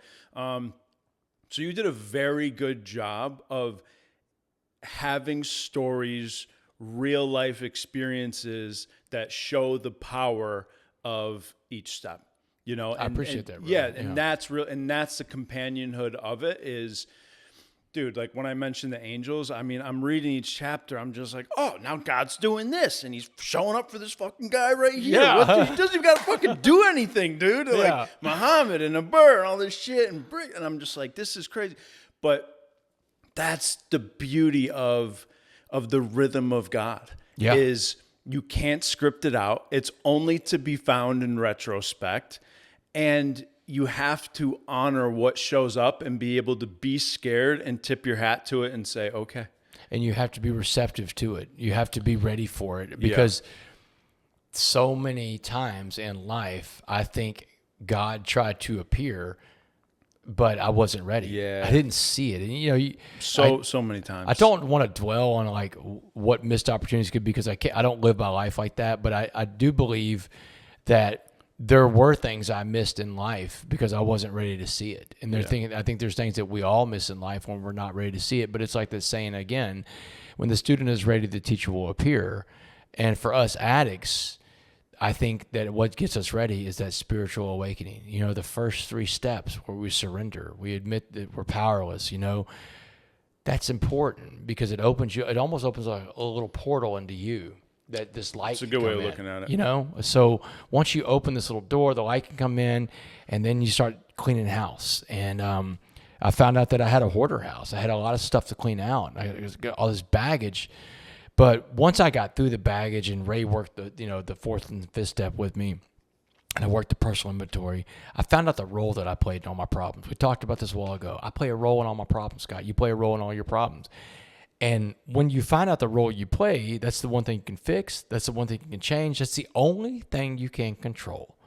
And so that was good. I got a little bit of control back. And that's the thing about being an addict. I love control. I think most addicts do. We want to be in control. You know, we feel like when we get drunk or high, we feel like we're more in control. Most people feel like they're out of control when they have a sip. I feel like I'm more in control, right? So now I'm back in control a little bit because I'm controlling that little seed about my role that I play. And I found that as an addict, I love that. I love finding the one thing I can control. And I got really into that. I worked this, I would help other people work their fourth and fifth step because it helped me work mine too. And that's the thing about recovery as well. You've got to keep working this stuff. Every year I work through the steps with Ray. We always go through it every year because you're going to accumulate more stuff. You can't just clean your house once and say, I'm done for 20 years. Yeah. I found out some of the steps, some of the tools that I got in program recovery, they weren't meant for me to use in prison. This is the great thing about this program. The tools will appear when they're ready, when they're necessary. Whenever I got out of prison, I told Ray I need to sponsor the first night I was out. I go to this AA meeting. I found him. The Keep It Simple group. It's our home group we go to now. He said, I'll be your sponsor under 2 conditions. One is that you'll go to any lengths I tell you to stay sober. And 2, if you ever have a thought of drinking or doing drugs, you'll call me first. Well, the first one happened within the first month. We're having a sponsor-sponsee meeting, and I'm miserable, man. And he comes up to the meeting. He goes, Damon, I'm worried about you. I feel like you're about to go back to prison. And, man, Scott, I wouldn't have been out of prison for a month. I'm like, what do you mean go back, dude? I just got out of this place. He said, well, you're stuck inside yourself. No one that ever worked a program recovery was stuck inside themselves because being in recovery is selfless, not selfish. Yeah. And then I started in. I'm like, what do you want to do, Ray? I'm an ex-con. All this speaking stuff I want to do, Scott, man, every door was getting slammed in my face. You're out of prison. We're not letting you speak at our school, You can't come talk to our kids. You just got out of prison. I'm telling Ray that, man. These people don't want me, man. I'm an ex-con. He goes, man, you're really going back to prison now because self-pity's setting in. He said, man, listen, he promised me you go to any lengths to stay sober. He said, I need you to go do some service work. I'm like, where am I going to go, Ray? I'm an ex-con. He said, don't give me that crap. He said, go to an old folks home. I know that's not the PC word for it. It's like a senior citizen living center, right? Yeah. So, but he's from Boston. He's an old guy from Boston. Go to an old folks home. He said, go to the front desk. He said, they don't care what kind of inmate you are. He said, go to the front desk. Tell them you want a list of all the people that don't get visitors anymore. They're going to give you a list a mile long. He said, I want you to spend Saturday and Sunday this weekend visiting people that don't get visitors. You lived in an institution. You know what it feels like to be lonely. Come back on Monday and report to me. Walks off. Damn. So, this guy taking sponsees? I'm not doing good, apparently. So I go to this. I find a senior citizen center in Southeast Texas that Saturday morning. I show up at like 8:30, asking for a list. Boy, they gave me a list a mile long, and I go and I start meeting with these older people that don't want to get visitors anymore, and some of these people, Scott, hadn't had a visitor in 10 years, man. I mean, think about sitting around a place and there's no one to talk to for 10 years. That's a decade, dude. That's a long time. It's 3,000 something days. And I went around that Saturday and Sunday and I just visited with people. I played dominoes with them. I do all kinds of different stuff. And I went back on Monday. I was like, man, Ray, you're right. And I got that feeling you get from service, man. And maybe that's part of the addiction thing. You get addicted to different things once you're not doing the drugs and alcohol. You get this little high, this jolt. And I got it, man, in that old folks home. And that was my service work project. That's the first thing I did whenever I got out of prison because there weren't a lot of places for me to speak. No one was wanting a speaker that just got out of prison and is on parole for the rest of his life. I had to earn that back.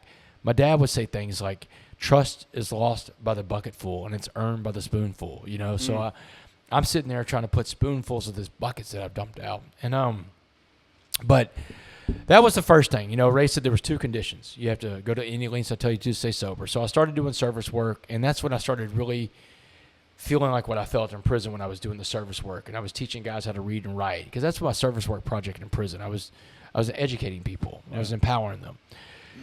And so the other thing that happened, it was December of 2016. I'd been out of prison for 13 months at this point. I'm at a Christmas party with my friend and his wife. Now, my friend's wife at that Christmas party, she was drinking a glass of red wine. And, Scott, this glass of red wine smells so good. I could smell the grapes in this fucking glass of wine.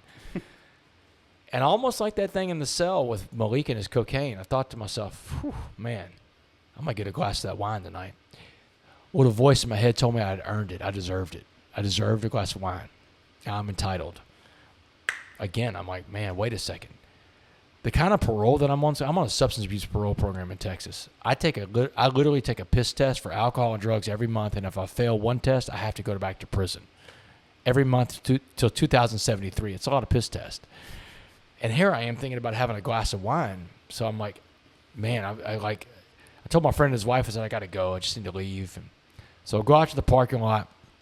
I get in my car. I'm shaking, man. I don't even start the car. I call Ray up.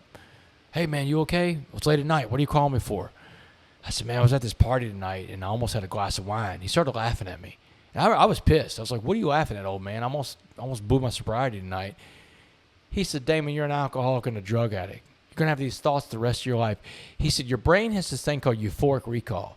Euphoric recall is when your brain likes to repeat success. It's a defense mechanism our brains have, man, to make us forget about the bad times, right? You want to focus on the good. Don't think about divorce or jail. Just think about how beautiful that wine's going to taste. Yeah. I just want it for the grapes. That's it, man. I just want it for the grapes. Just Yeah, the I'm here grapes, for the man. grapes. Not fermented grapes. Yeah. He said, so you've been out of prison long enough that you forgot how bad prison was. It's only been 13 months, right? He said,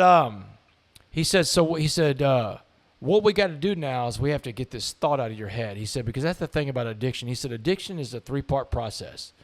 It's the thought that becomes an obsession that becomes something physical you put in. Thought, obsession, physical. That's all about addiction. He said, so let's get this thought out of your head. He said, you have tools. You have a program recovery. Your first tool was to call somebody. Congratulations. Now, your second tool that we're going to use is called playing the tape out all the way to the end. He said, for this tool to work, he said, I want you to imagine that you're back at that party. And I want you to imagine yourself drinking that wine. He said, so drink the wine. Are you drinking it? I said, all right. So I'm comfortable in the driver's seat.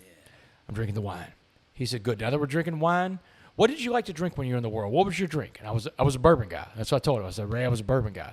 He said, well, good. Drink your bourbon. Why are you drinking wine if you like bourbon? I was like, well, you told me to. But so he said, now that we're drinking bourbon, let's do some drugs. What drugs were you doing when you were drinking bourbon? I said, well, cocaine. Because cocaine and bourbon go together really well. He said, yes, they do. This is two drug addicts and alcoholics having a conversation, brother. Yeah. So he said, now that we're doing some drugs again, he said, so snort your cocaine. He said, you snorting the cocaine? I said, yeah. He said, now that we're doing drugs again, he said, let's do the good stuff. He said, what was that drug that did you in? What was your drug of choice? He said, it wasn't cocaine. What was that drug from your story? I said, meth. He said, that's right. You were a meth head. You weren't a coke head. He said, so smoke your meth. He said, you smoking it? I said, yeah, man, I'm smoking it. And I can feel myself getting high, man. The adrenaline's going. The receptors are firing. Something's going on inside me, man. I'm smoking meth again in my brain. He said, smoke that meth. He said, how is it? I said, it's good, man. He said, good. He said, how's parole going for you now that you're smoking meth again? I said, man, he's brought me down. I was like, I'm not thinking about parole, Ray. I'm thinking about getting high. Yeah, we're smoking meth, man. Yeah, Why are you talking about this? He said, well, we don't think about things like that. Addicts, we don't think about our freedom. We don't think about our family. We don't think about our kids. We don't think about our jobs. This is when he first told me that sentence. He said, addicts, we give up our goals to meet our behavior, and you just gave up yours. He said, what if parole would tell you would happen if you can't follow the rules of parole? I said, I got to go back to prison. He said, where are you now, Damon? I said, I'm on the prison bus again, Ray. I'm chained up to another human being. I just destroyed my life, my family again, and I'm going back to prison for the rest of my life. He goes, yeah, you have, Damon. He said, listen, he said, you're going to be hungry by the time you get off that bus. Those bus rides are long. You're hungry by the time you get off the bus. He said, I want you to envision yourself. You're back at the Styles unit. You got your mattress. You got your property. Go to your cell. Throw your mattress down. Throw your bags down. Get to the chow hall. Get that last meal of the day. He said, what was the worst meal they ever served you in prison? And Scott, without hesitation, I could tell him, pork noodle casserole. I don't know what's in pork noodle casserole. They don't know what's in pork noodle casserole. One time eating pork noodle casserole in prison, I can tell you what was in it. I put my spoon in that day, and I came up with a hairy pig ear with a yellow tag. I got the ear that day. And so he said, pork noodle casserole. He said, go down to the chow hall, Damon. He's from Boston. He said, get used a big bowl of that pork noodle casserole. Yes, this guy right here, freaking press, same thing. He said, get used a big bowl of that pork noodle casserole. Sit down at that metal table in the chow hall and wash that pork noodle casserole down with that glass of wine that you want to have tonight. Oh. He said, because that's where that glass of wine's taking you. Back to the chow hall eating pork noodle casserole. I was like, damn. He said, you got it? I said, yes, I got it. He said, good. He said, now what I want you to do is I want you to go back to that party. I want you to have a good time with your friend. He said, call me if you ever need me again. I'm here for you. He hung up on me. I went back to the party, Scott. Wow, he had you go back to the party. I went back to the party because that's the program Free. at work. Back to the party Free. You know, that's the way the program works. But we can't expect the world to change around us. We're just going to live in this bubble where no one's drinking around us. People drink around me all the time, man. But I've got tools, Scott. And that was the thing, man. The program recovery gave me so many tools. And how do I share those tools with everybody else? Like you said, when you can tell your own stories around the steps, that's when it becomes really powerful. And that's what I've been able to do. Like that step right there, I didn't need that tool when I was in prison, man. I was already there. I wasn't looking to get high. I wasn't looking to get drunk. But you know, like Ray says, sometimes we go back out into our addiction again. It's not because life got so bad. Sometimes it could be life got so good. Yeah. You know, things get so good in life, you forget that why you need recovery. You forget to go to your meetings again, you know? Yeah, and sometimes I found there's no rhyme, there's no reason, man. Sometimes I think God knows that we got to deal with this thing called humanity, and it's weird to be a human sometimes. You just do weird shit, think about weird shit, do dumb shit, you know, and it's like, whatever, man. Yeah. And like, once I started to relax a little bit around that, not take myself so damn seriously, then I started to have fun, or can have fun with this thing called being human and like getting back on track. Because I forget, you know what I mean? The built-in forgetter, same thing. And then you'll be like, you'll reach out, talk to someone, they'll remind you, but you knew it. You just needed to get that power from someone. You need to hear it to come from another heart of a man. And I think that's the power of a sponsor, right? I mean, that's like, you know, and it doesn't have to be your sponsor, but it's someone else in the program recovery, because we know that we are bullshitters, man. Yeah. Dude, anytime that I was in my addiction, I would say or do anything, man. I think addicts, for the most part, we're not bad people doing sick things. We're sick people doing bad things, and that's what addiction is, man. But you need someone to call you out on that stuff. And you know, this is where we're talking about, like, even back to the story of when I went in my bunk reading my Bible and I realized this Bible's not going to be enough. I'm glad you brought that up. I want you to talk about that. Yeah, I'm not saying that I'm a Christian, man. I'm a Catholic, man. I believe in Christ. That's my higher power. You can believe whatever you want to believe in, but that's my higher power. I'm not saying I don't need Christ. I'm saying that I need something to go along with that. And that's what a program recovery, when your program recovery and your faith can walk in parallel paths, then you're truly living. Because if I went to my priest, Scott, the same scenario. Hey, man, I call my priest and dude, I'm thinking about having this glass of wine. You know what he's going to tell me to do? Oh, it's the blood of Christ. No, that's funny. It's good. No, but what he's going to do is going to tell me to pray about it, because that's what he's trained to do. You know, someone that hasn't been where I've been, he's going to tell me pray about it, because that's what he's trained to do. But the thing is, sometimes you need more than prayer. Sometimes you need a little bit more. Sometimes you need people around you that have been to hell and say, you know what? Come on, let's go to hell for a little bit. I'll go in there with you, and I'm going to pull you back out. And that's what you know, Ray, one of the stories in the book is about servant leadership, because service work is so big for us recovering addicts. It's my whole pillar of my life. It's a secret to life. But at one point, he's calling me up, and he's telling me to come go and meet at this halfway house that he goes to all the time. And he said, these guys need to hear your story again. It's been a couple of years since I've been there, you know. Yeah. And I'm like, man, I'm on the road speaking all the time now. I mean, like, I'm on the road all the time, man. He calls me up. I'm like, dude, Ray, listen, man, brother, it's going to be a couple months, man. I'm just so booked up. I'm so busy. I'm here, I'm there. You know, I can't make it. He thought about that for a second. He said, when you were out there drinking and doing drugs, I bet you were never too busy to go to the bar. I bet you were never too busy to go meet the dope man, were you? And I realized what he was doing. He wasn't calling to ask me to come do something. He's telling me you need to get out in your community to do some service work. And then I looked at my calendar a little differently. I'm like, you know what? There's a day on this calendar. If I drove 2 hours, I could come meet you, and I could go to this thing, and I could drive 2 hours back and be there for my presentation next day. He goes, that sounds great. I'll see you that day. Bring a box of books to give out, too. We need to give out more books, more of your books. But he's not taking any, like, excuses from me. That's not how recovery works, man. Yeah. If I know that you need to hear something, I'm going to tell you, man. Yeah, he knew how to go right to the throat, cut through the bullshit in that example, and that's the uniquely, you know, we're uniquely useful for one another in that area. And it's not that this doesn't work or that doesn't work. It's just that pocket where it's like, you know, if someone is in chemo and they got cancer, You know, the nurse may not always be able to brighten their spirits, but someone who's recovered and a cancer survivor sit next to them and say, hey, man, no, I've been here. It's all right. You can be all right, man. It's so beautiful what you just said. You hit it, and you hit on one of the other parts in the book. You know, you're like you said, uniquely qualified. You're most qualified to help the person you once were. My buddy Ed Milet told me that. You're most qualified to help the person you once were. And if you believe that, like I believe that, then it's your job to go find that person or find those people, man. Go out and find that village of people that once were you, and you go help them. So that's really a philosophy of life that I got from recovery too. You can spot that.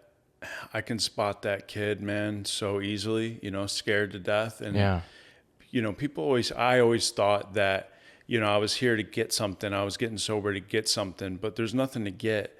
The gift to me was me. Yeah. Like myself, that once you uncovered all, like the true Damon, the true Scott Russell, and then I get to love on the past version of myself, you know, and only the rhythm of God could pull something like that off. 100%. 100%. I made some notes on like some really cool quotes in here I want to bring up.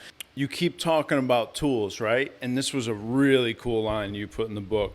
The tools for my new life were lying around in that maximum security prison, hidden in plain sight.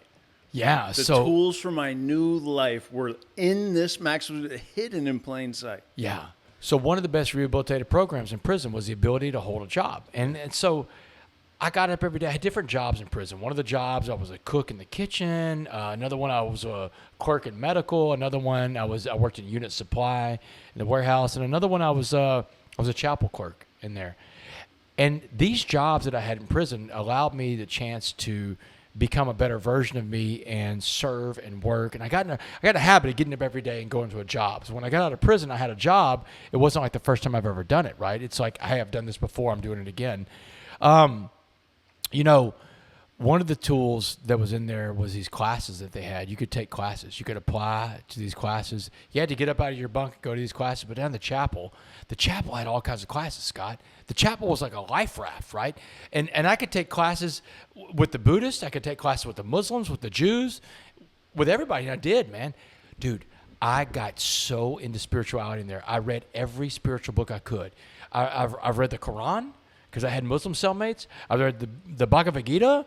I read the Torah. I read the Bible. I read every religious book I could. I was a sponge. These tools are laying around all over the place, and I'm becoming the best version of me. But that chapel, man, the chapel is where I found that there were so many tools. Because in the chapel, most of the people were there for serious work. I mean, the chapel's a crossroad of the prison. Anybody can get to the chapel, and that's why the chapel is like where, you know, drugs are distributed out, gangs meet up all the time, because they have a First Amendment that you have to like respect someone's right to worship, and so the chapel's where that goes down.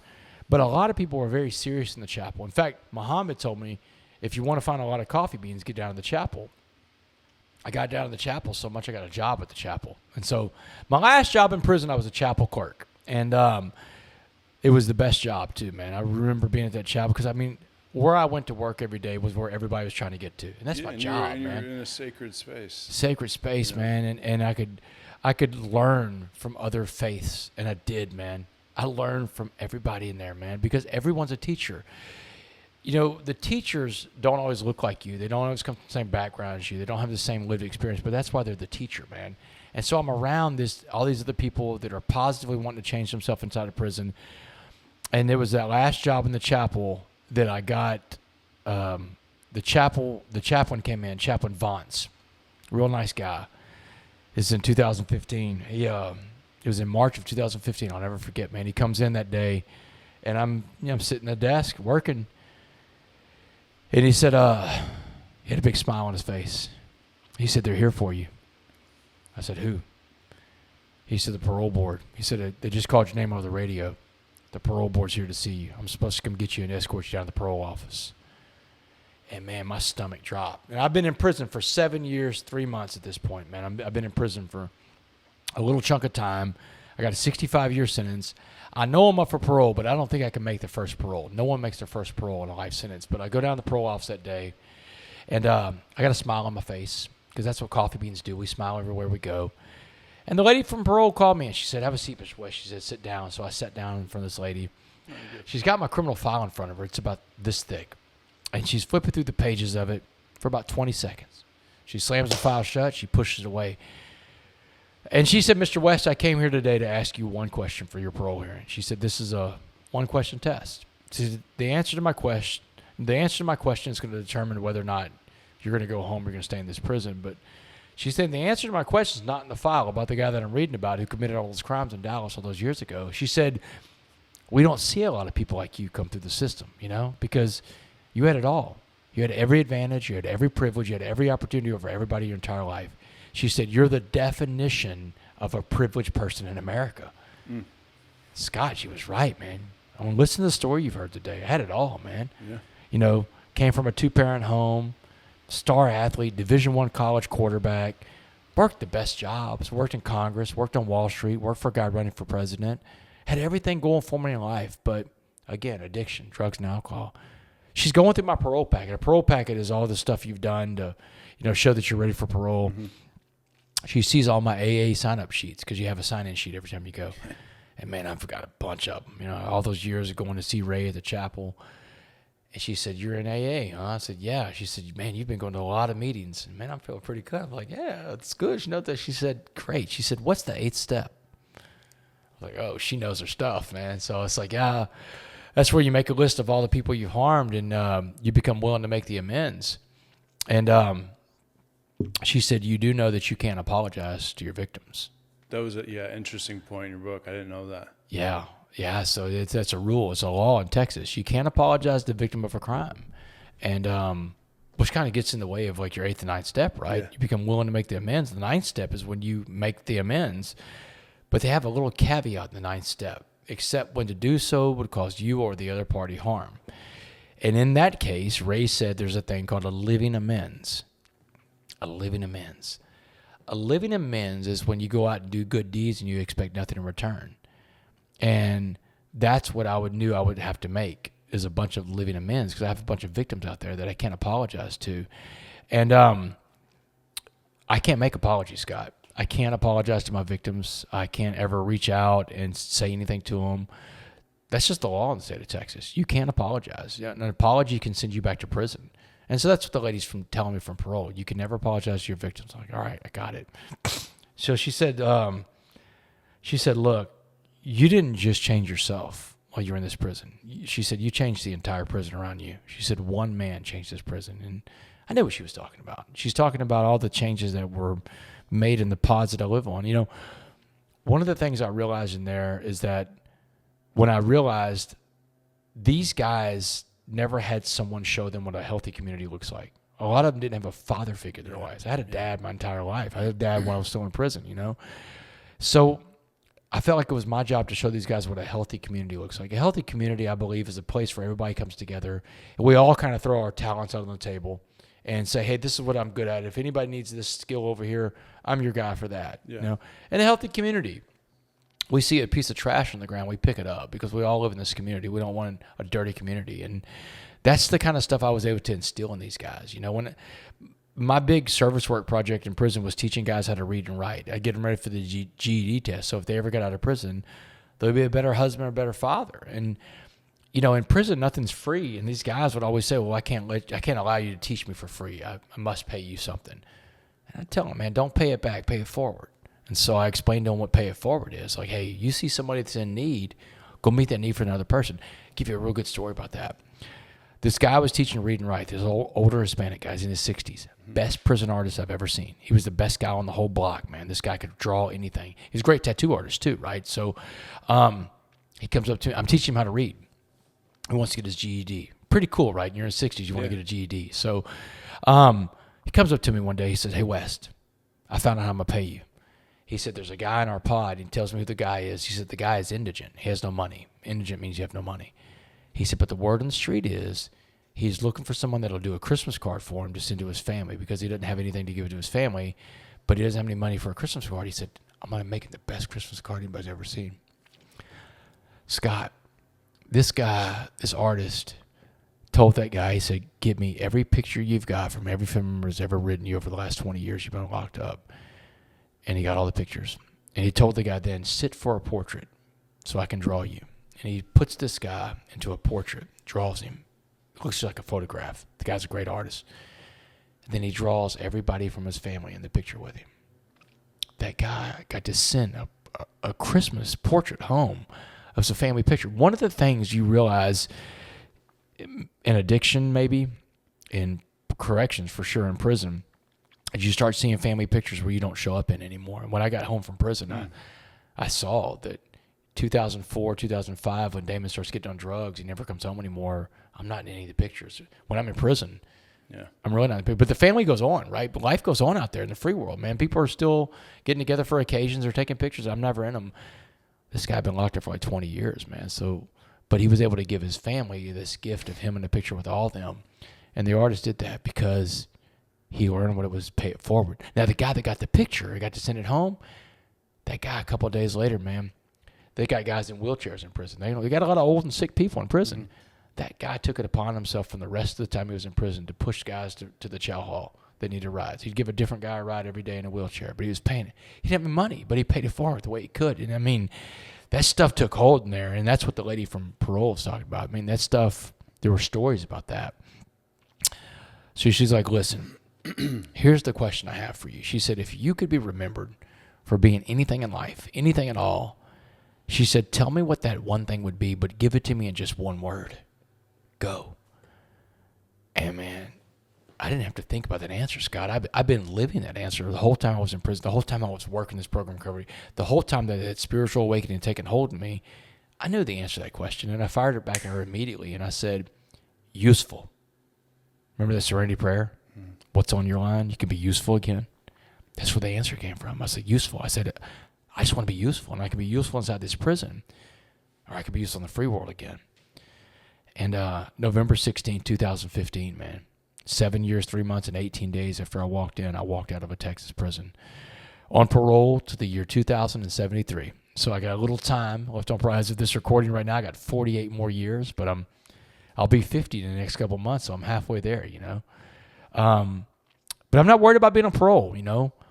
Main thing is I got a program recovery. I think the cool thing is, too, I got married when I got out of prison. Years later, I got a wife, I got a stepdaughter that's never seen me high, never seen me drunk. They never had to visit me in a prison like my parents did. My dad passed away a couple years ago, but he got to see me turn it all around, man, and that was really good. One of the things he asked me, he said to take care of my mom, and I didn't really know what that looked like, but I figured it out. My wife and I bought a piece of property that we built a house on, and after my dad died, I could see that my mom was lonely, so we built my mom a house on our property, so she lives on our property now. I see every time I'm home, I see her. She sees my wife every day. Yeah. So she has a daughter-in-law, a granddaughter with her all the time. My little stepdaughter is there around her. You know, becoming whole because it's program recovery. You know, I can't reach out to my victims, but it doesn't mean my victims don't reach out to me. There was a story I did, a news story in Dallas, and Dallas is where all my victims are, man. This is like, it's a hard news story to do because I don't want to be in the victims' faces, but it's like people love this redemption story. We love redemption stories, man. That's what we're built on. That's why, you know, The Pursuit of Happiness, Rudy, Rocky, man, these are our movies in American culture. And this story is becoming one of those, the story of the coffee bean, this guy, the former Uptown Burglar that turned it around. So after that news story in Dallas, I got 2 emails that night. One was from one of the detectives that took me down, and it was not a nice email. He was not, you know, he was not sold on the new version of Damon West. Let's just put it like that. You know what? That's okay. He's entitled to his opinion, and other people's opinions of you are none of your business. So that's one of the things Ray taught me. So, and you know, he represented society when he took me down, and I was a bad guy. I broke the social contract. I broke into people's houses.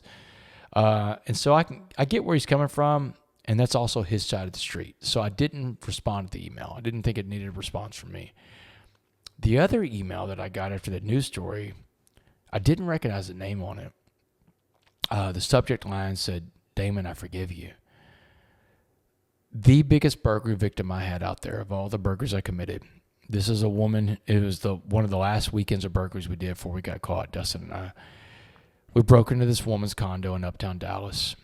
And we go in there. We're dope fiends, and this is the fuse is running out at this point, man. We're just like, it's like Ray Liotta in that scene where he thinks the helicopter chasing him. Yeah. And we're just whacked out at this point, and so we're rummaging through her place. We're taking all the stuff, the electronics, stuff like that. We find a safe in her closet. Pop the safe open. There's a diamond ring in there. We steal the ring. What we didn't see when we were in there is the tri-folded American flag on the wall, the killed in action plaque next to it, and pictures of a Marine. The ring that we stole from this lady was from her dead fiance who had stepped on an IED in Iraq in 2007, 1 year before this. He died fighting for freedoms for even a scumbag like me that was breaking into his former fiance's home. We stole the most precious memory she had of him. And she was the first witness at my trial. I mean, who better to start a trial off with than this witness right there? I mean, the trial was over after the first witness. After she testified, she was in tears, and I was, it broke me. And that's when I knew how bad of a guy I was. That's when it first started hitting me at trial, but it was too late then. The jury doesn't see that, you know. All they heard was the phone calls and stuff like that. But this, Scott, I think about this woman the entire time I'm in prison. Like every day I carry this thought around of what I did to her, like a toxic companion that I feel like it's my penance to carry this thing around. This is mine. And this is the one thing in my recovery I've never been able to really fully let go of. And I mean, is how do you let go of that? How do you let go of what I said I never physically hurt anybody, but the ring's gone. He's gone. Anyway, so the email says, Damon, I forgive you. It's from a name I don't recognize. I open the email up. It's her. She's remarried, different name. And I'm gonna read you some of this email. So she writes the email, and you can see she's struggling through this email, Scott. I mean, she's telling me her side of it, her point of view when she walked in the apartment that day. You know, she sees the door's been pried open. Immediately, she said she runs to the safe. Yeah. The door's busted off the safe. The ring is gone. She's broken. And then she sees this news story that I'm out of prison. And she has all these mixed emotions about me being out, me being free. But eventually, she's telling me in the email that her dead fiance is talking to her and saying, hey, it's just a stone. And look what Damon's doing now. And what if he can help other people with the story? You know, this can be something really big, really good. So here's what she says at the end of her email.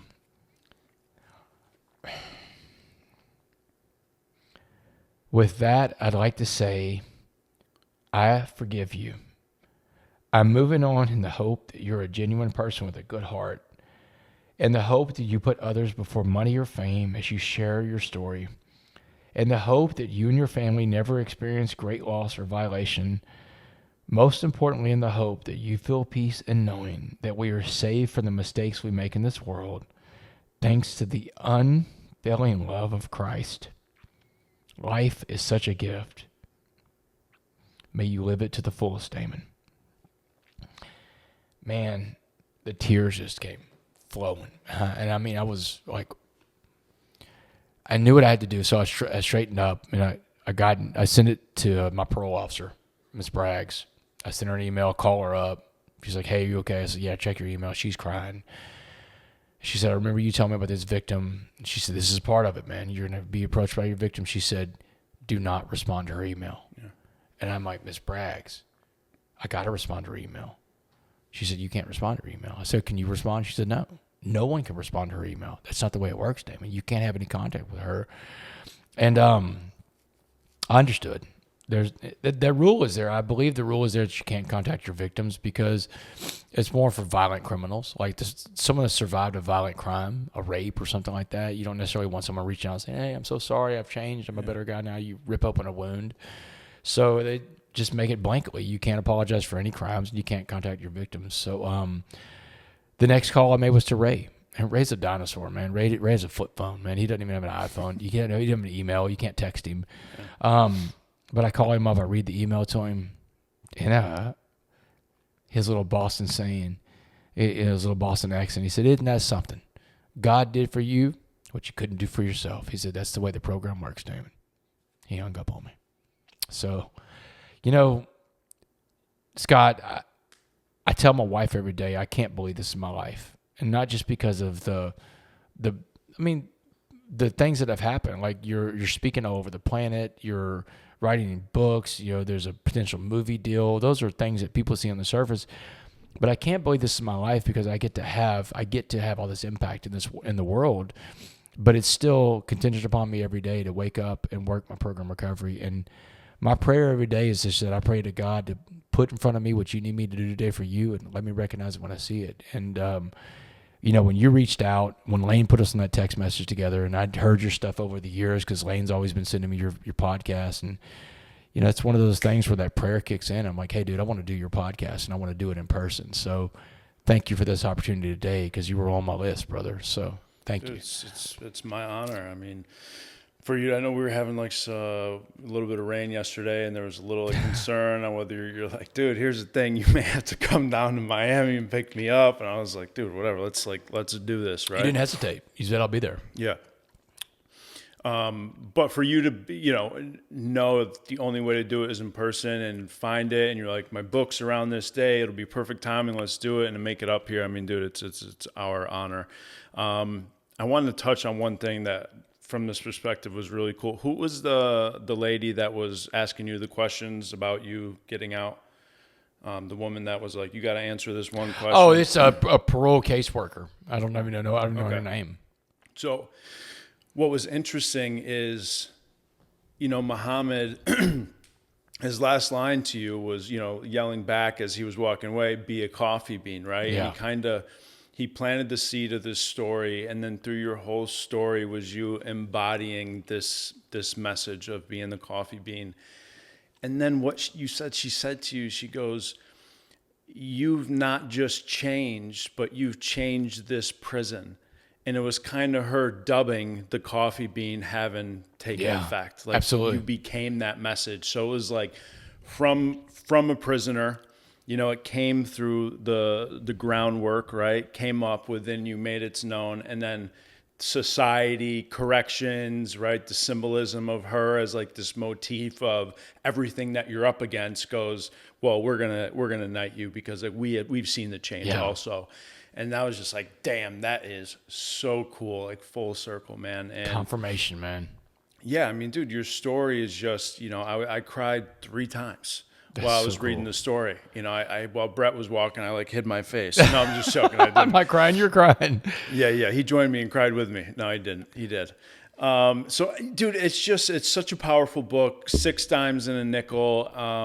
I was sitting here thinking, I'm like, this could be a bang up movie. Like, this could be killer. Well, that's the thing. I've got to turn this into a bestseller. That's the only way to get Hollywood to take you serious, and that's why the pre-sales before, it goes on sale July 29th, but you can buy it pre-order right now. That's why it's so important to do that, because that's how you get to be a Hollywood film, because they're not going to grab a book that no one ever read. They're like, well, I don't know. Yeah. No one even knows what that story is. But if you're a bestseller, that matters to them. It's becoming a best. I've been a bestseller 3 times. You don't get a T-shirt. You don't get a plaque.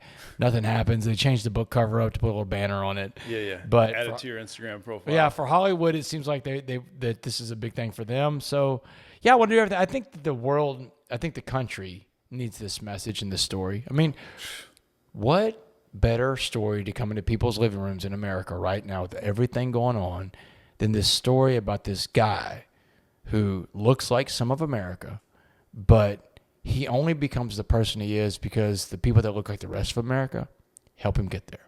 And that's what the American, code is about. I mean, our strength is in our diversity, man. And it's like, we're so separated and so divided right now because that's the way the powers want us to be. They don't want us to see that we have more in common than we have different. They want us to live like it's a prison. I tell people all the time. They want us to hate each other. Yeah. You look, man, whenever I was teaching that prison class at University of Houston, I'd tell my class, prison is a microcosm of what the world here would look like if you take the guardrails off society. If you start telling people, you don't have to interact with people that don't look like you. You don't have to interact with other people that come from different backgrounds than you. Different religion, don't have to do anything with them. Don't do business with them. Don't even talk to them. If you do that, you take enough of the guardrails off, the curbs that have made this society what it is, Dude, people are tribal. Human beings are tribal. Human beings have always been tribal. Tribalism is one of the things that kept human beings alive because the strength is in their numbers, right? This whole project in humanity where everybody's hanging around each other from different backgrounds and races and creeds and religions, that's new, man. That's in the last several hundred years. It would not take much to unwind everything that's happened in the last few hundred years and for everybody to just go live in their own little groups that look like them. And that's where the outside world can look like a prison because that's the world in prison, man. Races run everything in prison. That's the one thing they can do to control everything in there. And if everybody sticks to their own races, they don't have a problem outside the races. But that's not any way to live, man. That's not a good, I mean, you don't grow like that. Growth takes place outside your comfort zone. And being a human, like you said, it's this gross, uncomfortable thing sometimes. But the human experience is a pretty great one, you know? And dude, like, you know, you think about going into prison, the one place that is not about signing off on change and reading and promotes violence and getting clicked up and oppression and ego and pride and fear.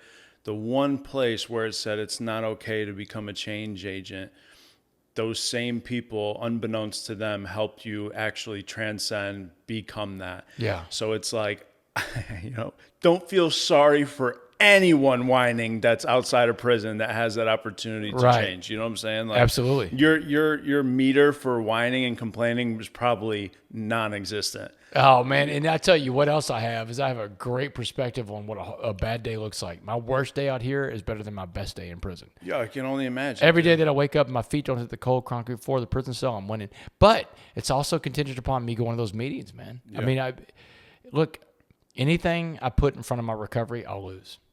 I know that wholeheartedly. Maybe you're listening to this and you're not that kind of addict. I am. I know that I need recovery, and I know that it works for me. Yeah. And I don't want to try a world where I don't go to my meetings and don't talk to my sponsor.